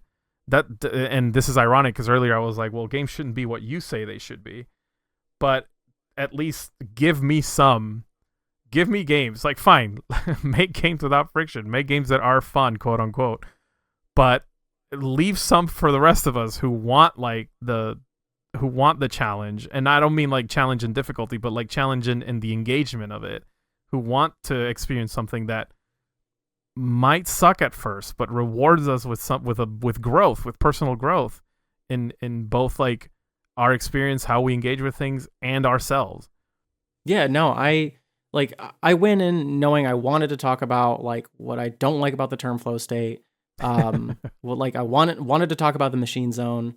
I wanted to talk about all these things, but I think in trying to describe like what's good or bad, I do appreciate like how conflicted I am, like going through like being so concrete on a lot of these things, because games, they should be games. They should be games. They should not be movies. They should not be like cutscenes. They should be games at the end of the day. Yeah. And like, I think a game can do kind of whatever the fuck it wants. Yes. If it can justify it. And that's all I'm asking. Because like, yeah, I want some games to have no difficulty controls and just be like this perfect difficulty curve that you can modify as you go by picking up items or like grinding a little bit in the previous levels. Am I talking about Dark Souls or am I talking about Yoshi's Island? Who knows? But I also want some games to be able to reassess themselves and go, you know what? Like, let's just give a map for the people that need it. Like, this is getting in the way in enough cases to where I feel like it's not the intended experience. So I guess it turns out because like people are different and games are going to affect you differently. Like, yeah, there's not a one size fits all. Upgrading the combat in Link's Awakening is not the same thing as upgrading the combat in Silent Hill 2 remake, and that is cool. That's why games are interesting, and we don't all just play the same one over and over again. I think that's my takeaway. I think I have to keep in mind the thing is I don't want to defang my arguments. I do feel like if I fence it the whole time here, it's just not going to be an engaging message or even topic. But yeah, I do think that there are games for everyone, and I appreciate that there are the frictionless experiences for those who want them. But that's just not what I want, and I know where to get it, so good for me. The thing is that, like, don't ask for the games I like to be the games you want to play. That's all I'm asking. And options are good. We should have them. I don't know. I guess I don't know if conflicted is the word I would use. I understand how you feel, though, because you do want a community that is welcoming. You do want this to be a space that everyone can enjoy and literally play with. But if you're going to play a video game, keep in mind that that's what it is, and that it has to be that at the end of the day. And it's like a book. A book is a book. It has letters. It has pages. We don't demand it to be anything else. You know what I mean? We don't demand movies to be anything else. We don't demand like music to be anything else. I don't know why video games tend to be like the one thing where it's like, well, this should change for my sake. And maybe it's the interface aspect of it. I think that's, at the end of the day, the very thing that makes it different from all media. But because of that, why would we take away from it? Why would we take away what is actually the thing that makes it unique for the sake of consuming things rapidly? That's my issue. Like, no, we should not be consumers. This should not be easy for you to consume. That's all I'm saying. Yeah, no, I want to figure out like what kinds of friction that I like, and just play things that make me think differently about that. There you go. Whew, well, that has been quite the conversation. Jorge, Farino indeed, Arino. I think we earned ourselves a trip to the question zone. Welcome to the question zone. Get ready. Yes, we've solicited a number of questions. You can contact us at brainlordspod@gmail.com. where you can ask us any sort of questions, pitch topics to us, or tell us something to rate. Oh, that's a new one. All right. I mean, I don't know, I'm going to tell people what to do. Yeah, actually send us mail about anything. Not even questions. Yeah. Well, hold up. Not everything. Okay, hold up. Anyway, go on. Our first question is from Francis York Morgan, who asked, what is the best objectively bad game? I have an answer. Oh my god, that was fast. What? I forgot the name. Altered Beast on the Sega Genesis. Ooh. Altered Beast is a shit fucking game. I'm sorry, all the boomers who are listening to this right now. All the people. I know it was your first Sega game because it came packed in the Genesis. It's a shit fucking game, but holy fuck is it amazing in how bad it is. It's like it is an experience. It is like the awful sound mixing, the giant muscle men who turn into werewolves if you have enough of those balls in you. The giant first boss who's just like naked except for like the craggly bottom that is somehow stuck to the ground. That game is a trip, but Jesus Christ, if it did not have infinite credits, I would throw it in the trash. There's no point in playing it. It's I have such a hate relationship. You know, hate good and hate bad relationship with it. I mean, that game is nothing if not Altered Beast. I can appreciate that. Exactly. It's exactly what it wants to be, and at the time, this is, you know, exactly what some people wanted to see. It had voice acting. It's cool. It's cool. Yeah. It like you can turn into a fucking dragon that shoots out a high-pitched thunder every time you press the A button and will leave you deaf by the end of the stage, but it's fucking amazing. There you go. I've been waiting to rant about Altered Beast. You don't know how long I've been waiting for this moment. Anyway. You've got a lot of bullets in the chamber just ready to go this night. Holy cow.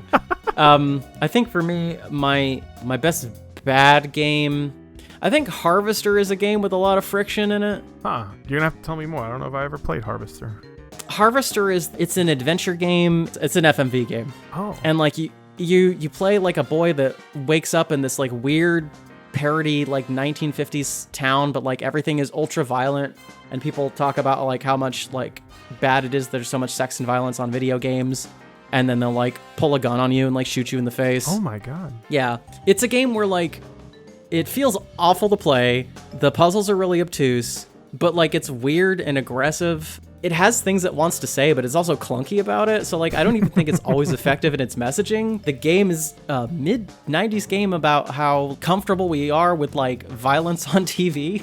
Huh. And for a game that is also obsessed with like showing you really gory things, it like it kind of works, but it also kind of doesn't. And I appreciate that it just tries. Yeah, points for trying. I also have another quick answer too. I do as well. Playing bad fighting games in a group is incredible. That is fun, yeah. Because like you're on a level playing field. If all of you are bad at a game, that makes the game a lot more fun. No, not necessarily like one you're bad at, but like I'm talking about like a bad fighting game, like playing Evil Zone. Yeah, but I mean like if no one knows how to play something, that's fair. That's exactly what levels the playing field. Some people are going to be better at picking up the mechanics than others, but for those first few rounds, it's a joy. Everyone's even. Everyone's level. I had another answer, but the problem is I never played it. I've been looking into Dwarf Fortress a lot more lately, and the original version of this game, you look at it, and it's like I cannot recommend this to anybody. But the more I look into this game and the more I research, I'm like, this really will reward you if you just get over this incredibly high, steep learning curve. You talked about subtitles. Well, they got letters all over the screen in this one. That game is subtitles the game. Like the sprites on the screen are just letters. It is you see it.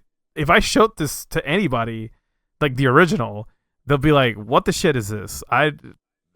Okay, and just move on and play something else, right?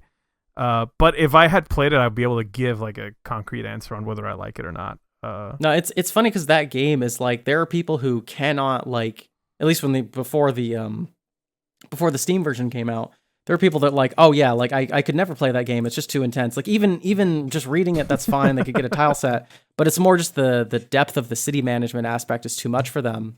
Yeah. But they're like, I've watched thousands of hours of people play this game. So yeah, they clearly like people figured out how to engage with that game without ever actually playing it. I know. And those that do are like religious about it. They're like, this is one of the craziest experience, just having a world that generates its own story and lets your imagination like piece together how all of it happens is just unlike anything else. And it's both a game that like punishes you for playing it but rewards you greatly.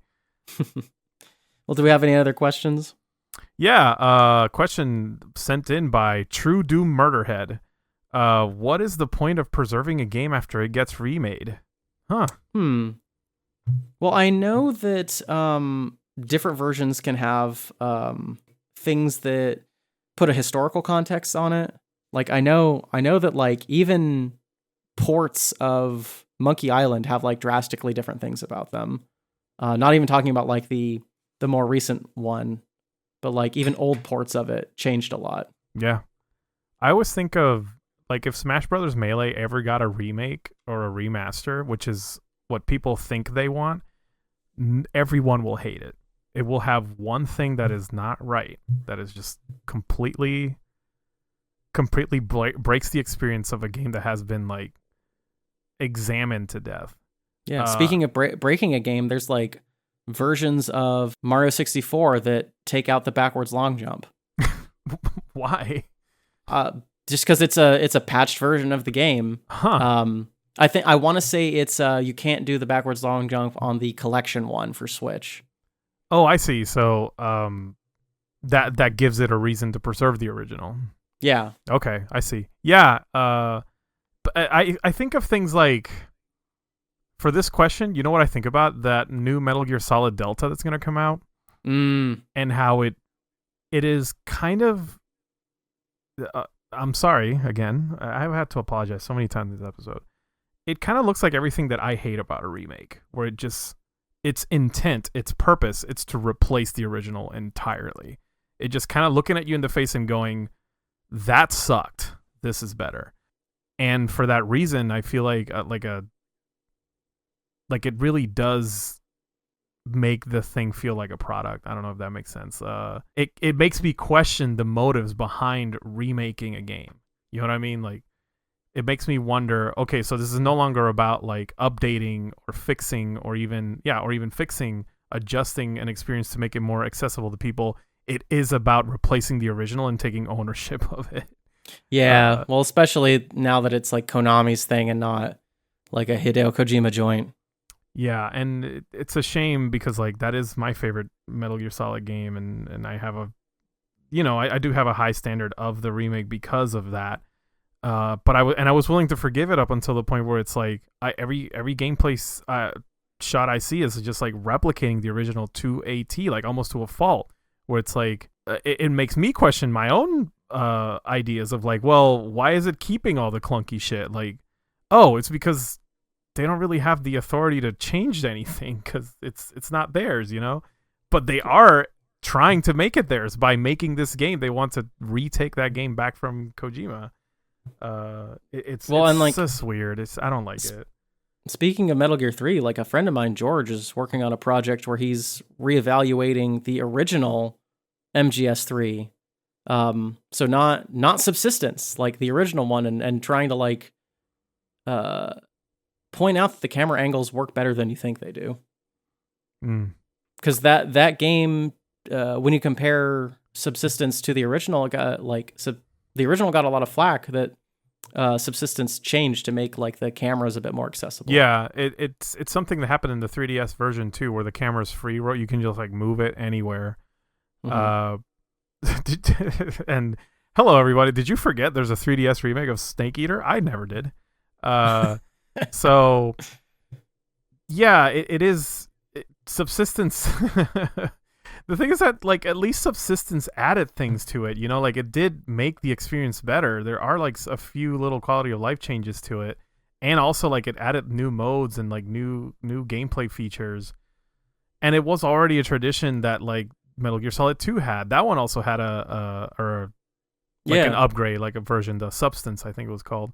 Yeah. But I mean, that is an important, like, I do love all the additions that Subsistence add, but like, you cannot play the original version unless you have the original disc. So, like, I think it's worth seeing, even if you prefer Subsistence, I think it's worth just being able to see what the original version was like. Yeah, this is the stupidest thing, but like, did you know Metroid Prime 3 on the Wii took out a curse word from Metroid Prime Trilogy version of 3 took out a curse word from Metroid Prime 3 on the Wii.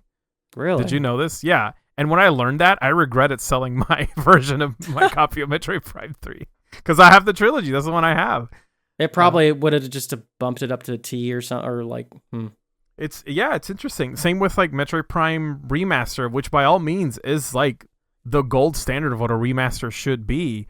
But guess what? They took out the ability to use the fusion suit that you could unlock in the original Metroid Prime. And that to me was one of the replay features of that game. I love playing with the fusion suit because I'm like, I can get in my own head about like, oh, this is a sequel to Metroid Fusion. Just little things like that. And then after that, I'm like, oh, well, maybe I shouldn't have sold my GameCube copy of Metroid Prime, because I like the fusion suit a lot. Okay, so preserve old games so you don't have to re-buy them is what you're saying. Honestly, yeah, kind of. Yeah, that is kind of what I'm saying. There is the problem is that the onus shouldn't be on the consumer, I think is the real issue. Like, I should not have to hoard fucking games. You know That's what I mean? Fair. I should not have I'm just teasing you, but but I appreciate the question, even if it's like a funny one. Like, yeah, I don't want to hoard games. I want every version that comes out to improve upon and maintain the integrity of the original. But very rarely does this happen. That's what I love what Night Studios does too, because often they'll have the games that just have a button you hit, and it's like, yeah, you want to see like the old Witcher's graphics? Like, go for it, dude. Yeah, hit this button. Lisa did the same thing when the new versions came out. You can still play the original RPG Maker version. I didn't realize PC. that it had. Okay, that's cool. Yeah. Like right before you start the game, you can change the settings. Like run the RPG Maker version, and you'll play the original. Awesome. Well, Jorge, why don't we end with a trip to the Rec Room, where we recommend something inside and outside the world of gaming that might complement our panel. Jorge, what do you have to recommend? I don't have anything that'll directly tie into what we're talking about. Inside the world of gaming, when I was waiting for our friend Kyle to join us at the podcast, I was playing a game called Popples, Magical Popples on Game Gear. It's one of the few that has a save battery, so like, it is way ahead of its time. This game is a puzzle game, and each stage will autosave to keep track of where you are. So when you turn on the Game Gear, it immediately puts you in that stage. It just does little things like this that are like way ahead of its time. Very street. You know what? Actually, this does have to do with what we're talking about. For the time, it creates a very seamless experience. You turn on the game and it shoots you right into the stage you left off, even if you turned it off in the middle of it. You know what I mean? Like, that was very cool. And I love playing it like during breaks at work or when I have like 5 minutes to do something, because I know a puzzle isn't going to take me longer than that to figure out. And I've been firing up the Game Gear just for that. It's also a very cute game. It has a really good soundtrack, lovely graphics. The art style is adorable, and I highly recommend it if you are still holding on to your Game Gear or if you just want to go find it somewhere. That's my game recommendation. What was it called again? It's called Magical Popples. Popils. It sounds too much like Pop Pills, and I don't like it, but it is. Aside from that, it is probably one of my favorite Game Gear games, if not my favorite, because Dragon Crystal is up there too. That's an amazing game. Another game that's ahead of its time. It's a roguelike on Game Gear, and like every time you play it, the stage generates a different layout, and you could just die in the beginning from how brutal it is, but I love it. Jorge, the cover to Magical Poppils looks like a bootleg cereal box. But it's adorable. I love the art style. No, it's very cute. It's super cute. Anything you'd recommend outside the world of gaming? Outside the world of gaming, I'm trying to. Why don't you go ahead and do like your gaming recommendation, and I'll. This is the one time I don't have anything loaded up. Right. I mean, I've been busy too. Oh no. No. I would recommend. The other day, the Steam Next Fest came out, and what I did was I downloaded all the games that looked like weird or interesting, or might be genres I like, or might not be genres I like. And I got about 16 games. Mm-hmm. And what I did was I set a timer for 15 minutes. And I remember this. You told me about it. Yeah, I played each one. No, not all of them, but most of them for 15 minutes. And I had to at least play it that long. And at the end, I could maybe play my favorite one for a little bit longer. But I also like roll the dice to decide like which one to play. So I would see like which one I like really wanted to come up. And that was kind of fun to be like, man, I really want to try this one. So I would recommend engage with the Steam Next Fest. It's really cool. But also try just doing like a roulette style where you're forced to check out a game. Because I played some that I thought were going to be really cool that I just really didn't like, and I was kind of stuck with for an extra 10 minutes that I didn't care for. And I played others that were like, that really started to get really interesting once I had sat down with it for a few minutes. And I think because it's a collection of demos, they kind of have to be designed to say what they're going to say or show you something within 15 minutes. If a demo can't do that, like at least anything to grip onto, then I don't think it's effective as a demo. So, all of them at least do something. Even if it's just like a narrative hook. You'll get the idea. Can you think of one game that stood out to you that you could give like a quick praise of? I can cover for you while you do that and just give my non-gaming recommendation. I have been watching Severance Season 2. Oh my God, it's so good. I am surprised at how good it is. Like, I honestly thought, like, there's no way they're going to hit it again. Like, Season 1 was way too good. It was so good that I was ready to make peace with the fact that we never might get a Season 2. And I was just happy with it as a self-contained thing. Turns out Season 2 has been following up on the themes that I have been really, really drawn into by Season 1. The themes of, like, unionization, organization, like, power through collectivity, like collective power, and how companies push back against that. Like, they really have been like going through the playbook, the play-by-play of like what happens when people organize and the corporation that doesn't want them to fights back. Yeah. In that respect, it's been like consistent in its quality. Performances, I would argue, are even better than Season 1. I have an appreciation for characters that I hated in Season 1. Like, oh my God, just Milchick. The fact that they give him... I don't want to spoil too much, but like he does have an arc that you just do not expect, and it's the most like it's powerful. I don't want to get into it, man.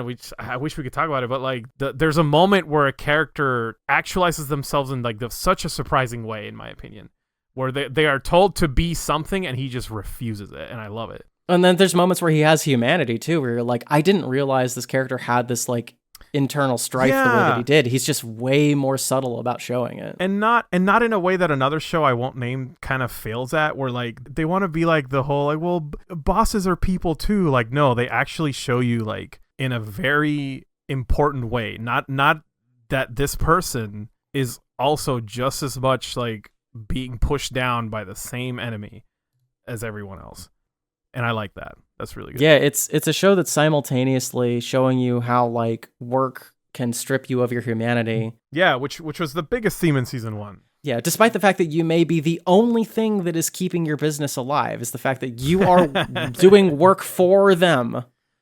They can't exist without you, and yet like you are functionally nothing to them. Yeah. But something I really appreciated Season 2 doing is that they did not make the enemy, in this case, like the antagonist, any weaker for it. Like they actually show you how the pushback happens and exactly how it does. In my experience, honestly, like organizing and unionizing, like I have seen this happen. It's very real. And I love it. It's a great show. I recommend it. Honestly, the only thing I don't like about it is that it's Apple TV exclusive. I wish it was easier to watch it. I mean, and like even if you want to go about it the most legit way or just convenient way possible, we're talking about this like the week it's about to finish its season. That's right. So just get a 7-day trial and holy shit, and binge it. You could, and like you could watch one episode in like a night. You can do 2. Two and get through most of it, and like it's really good. It's some of the best television I've seen, not just in years, but just period. Yeah. Also, if I were to recommend one game from the Steam Next Fest, Angeline Era. Oh, let's go! I love that one. Weird little game. exploring in an isometric angle. You dodge and jump and slash, but you don't have an attack button. You have to bump in an enemy. So it's all about having the perfect angle of approach. It has the bump system that was invented by the Well, actually, I don't know if East invented it, but it's such a... Hide-Lied invented it, baby. Yeah, it's always Hide-Lied. I like that joke. You were like, I was comparing East to Zelda, and Kyle was like, at the end of the day, they're all Hide-Lied. I'm like, damn it, you're right. All Hide-Lied likes. But I recommended Angelina to you. It is, I was drawn into it by the fact that it's just the bump system from East, but also it's such a weird little game. It's just so like weird in the right ways, you know? Yeah, to go to a new section of a level, you have to do like a weird dodging mini game that's first person as you like duck and weave under like it's so enemies. Needlessly difficult sometimes, and then other times it's just like the easiest fucking thing. Yeah, and it's a game where it's a lot of like you just have to have it like click for you and go like, oh, I can search here. I didn't even think about that. So yeah, it's good about having like not necessarily telling you everything. I'm glad you brought this up because that is a game that fits in with this theme. It's a game that's not preoccupied with like being easier for the player. It just wants to do exactly what it wants to do. There's so many little things in it that are deliberate, intentional design choices by the creators, and they might not gel with everybody, but they just wanted to make the game they wanted to make, and I respect it for it. Absolutely. Well, this has been Brainlords. You can find us on... Wait, Kyle. What? What's your not game recommendation? Oh, I'm so sorry. I guess real quick, if you're interested in learning Japanese, this is not sponsored at all, but I've been using a program, not even a program, it's a browser-based system you log into. Mm-hmm. So there's no app for it, and it's called Native Shark. You can pay for it. It's $100 a year. Every day it gives me a number of vocab that I can set levels of how much vocab I want to do that will give me kanji as well as sentences. I can rank them on how well I feel like I understood them. So unlike Duolingo, which I don't think is very good, but you don't have to do little mini games. Like you either tell it if you think you got the sentence, you sort of got it, or you didn't get it. So you're experiencing a lot more words a lot faster. And then after I do my vocab, it gives me context and like different rules and different like grammatical things, and then gives me some new kanji and some new vocab and a little example sentence between two people, and that's it. And a localizer friend recommended it to me, and it's been very helpful in learning Japanese in a way that gets you the context, lets you understand what's very stiff and textbook formal versus what's casual language, and when or when not to use that stuff. So you can point a gun to my head, and I will not say watashi wa unless I need to, and I know when I need to say that. Well, I think we should get sponsored now that you just hyped it the fuck up. Like, let's just reach out to them and be like, hey, we just gave you free advertising. What do we get in return? Well, so, like, God forbid someone make a usable product. Right? Oh, let's go. So yeah, I recommend Native Shark if you want to learn Japanese. Thank Do not you. use Duolingo. Oh my god, yeah, I've heard Duolingo kind of sucks. Sorry, there we go. We're not getting. Oh, it's not designed to teach you the context, and that's like half I see. of it. It's more memorization based and like. Yeah, it's memorization based, and it's also like I said, if you sort of know it, you have to like get the mini game wrong.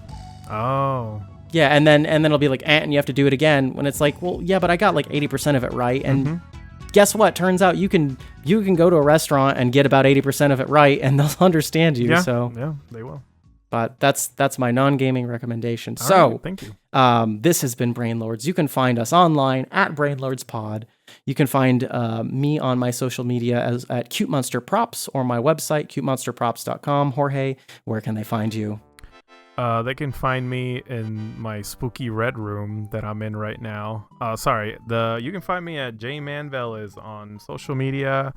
Fuck Twitter, fuck X. But yeah, I'm on everything else. I was gonna push my Twitch, but I'm like, I don't fucking use that anymore. Anyway, yep. Well, questions, comments, inquiries, or just whatever can go to brainlordspod@gmail.com. Not all you of can whatever. Find most of whatever asterisk. You can find us on YouTube and other places where podcasts are born. So thanks for listening, and remember, consume less, engage more. We have been your Brainlords. Thank you. Bye. Bye.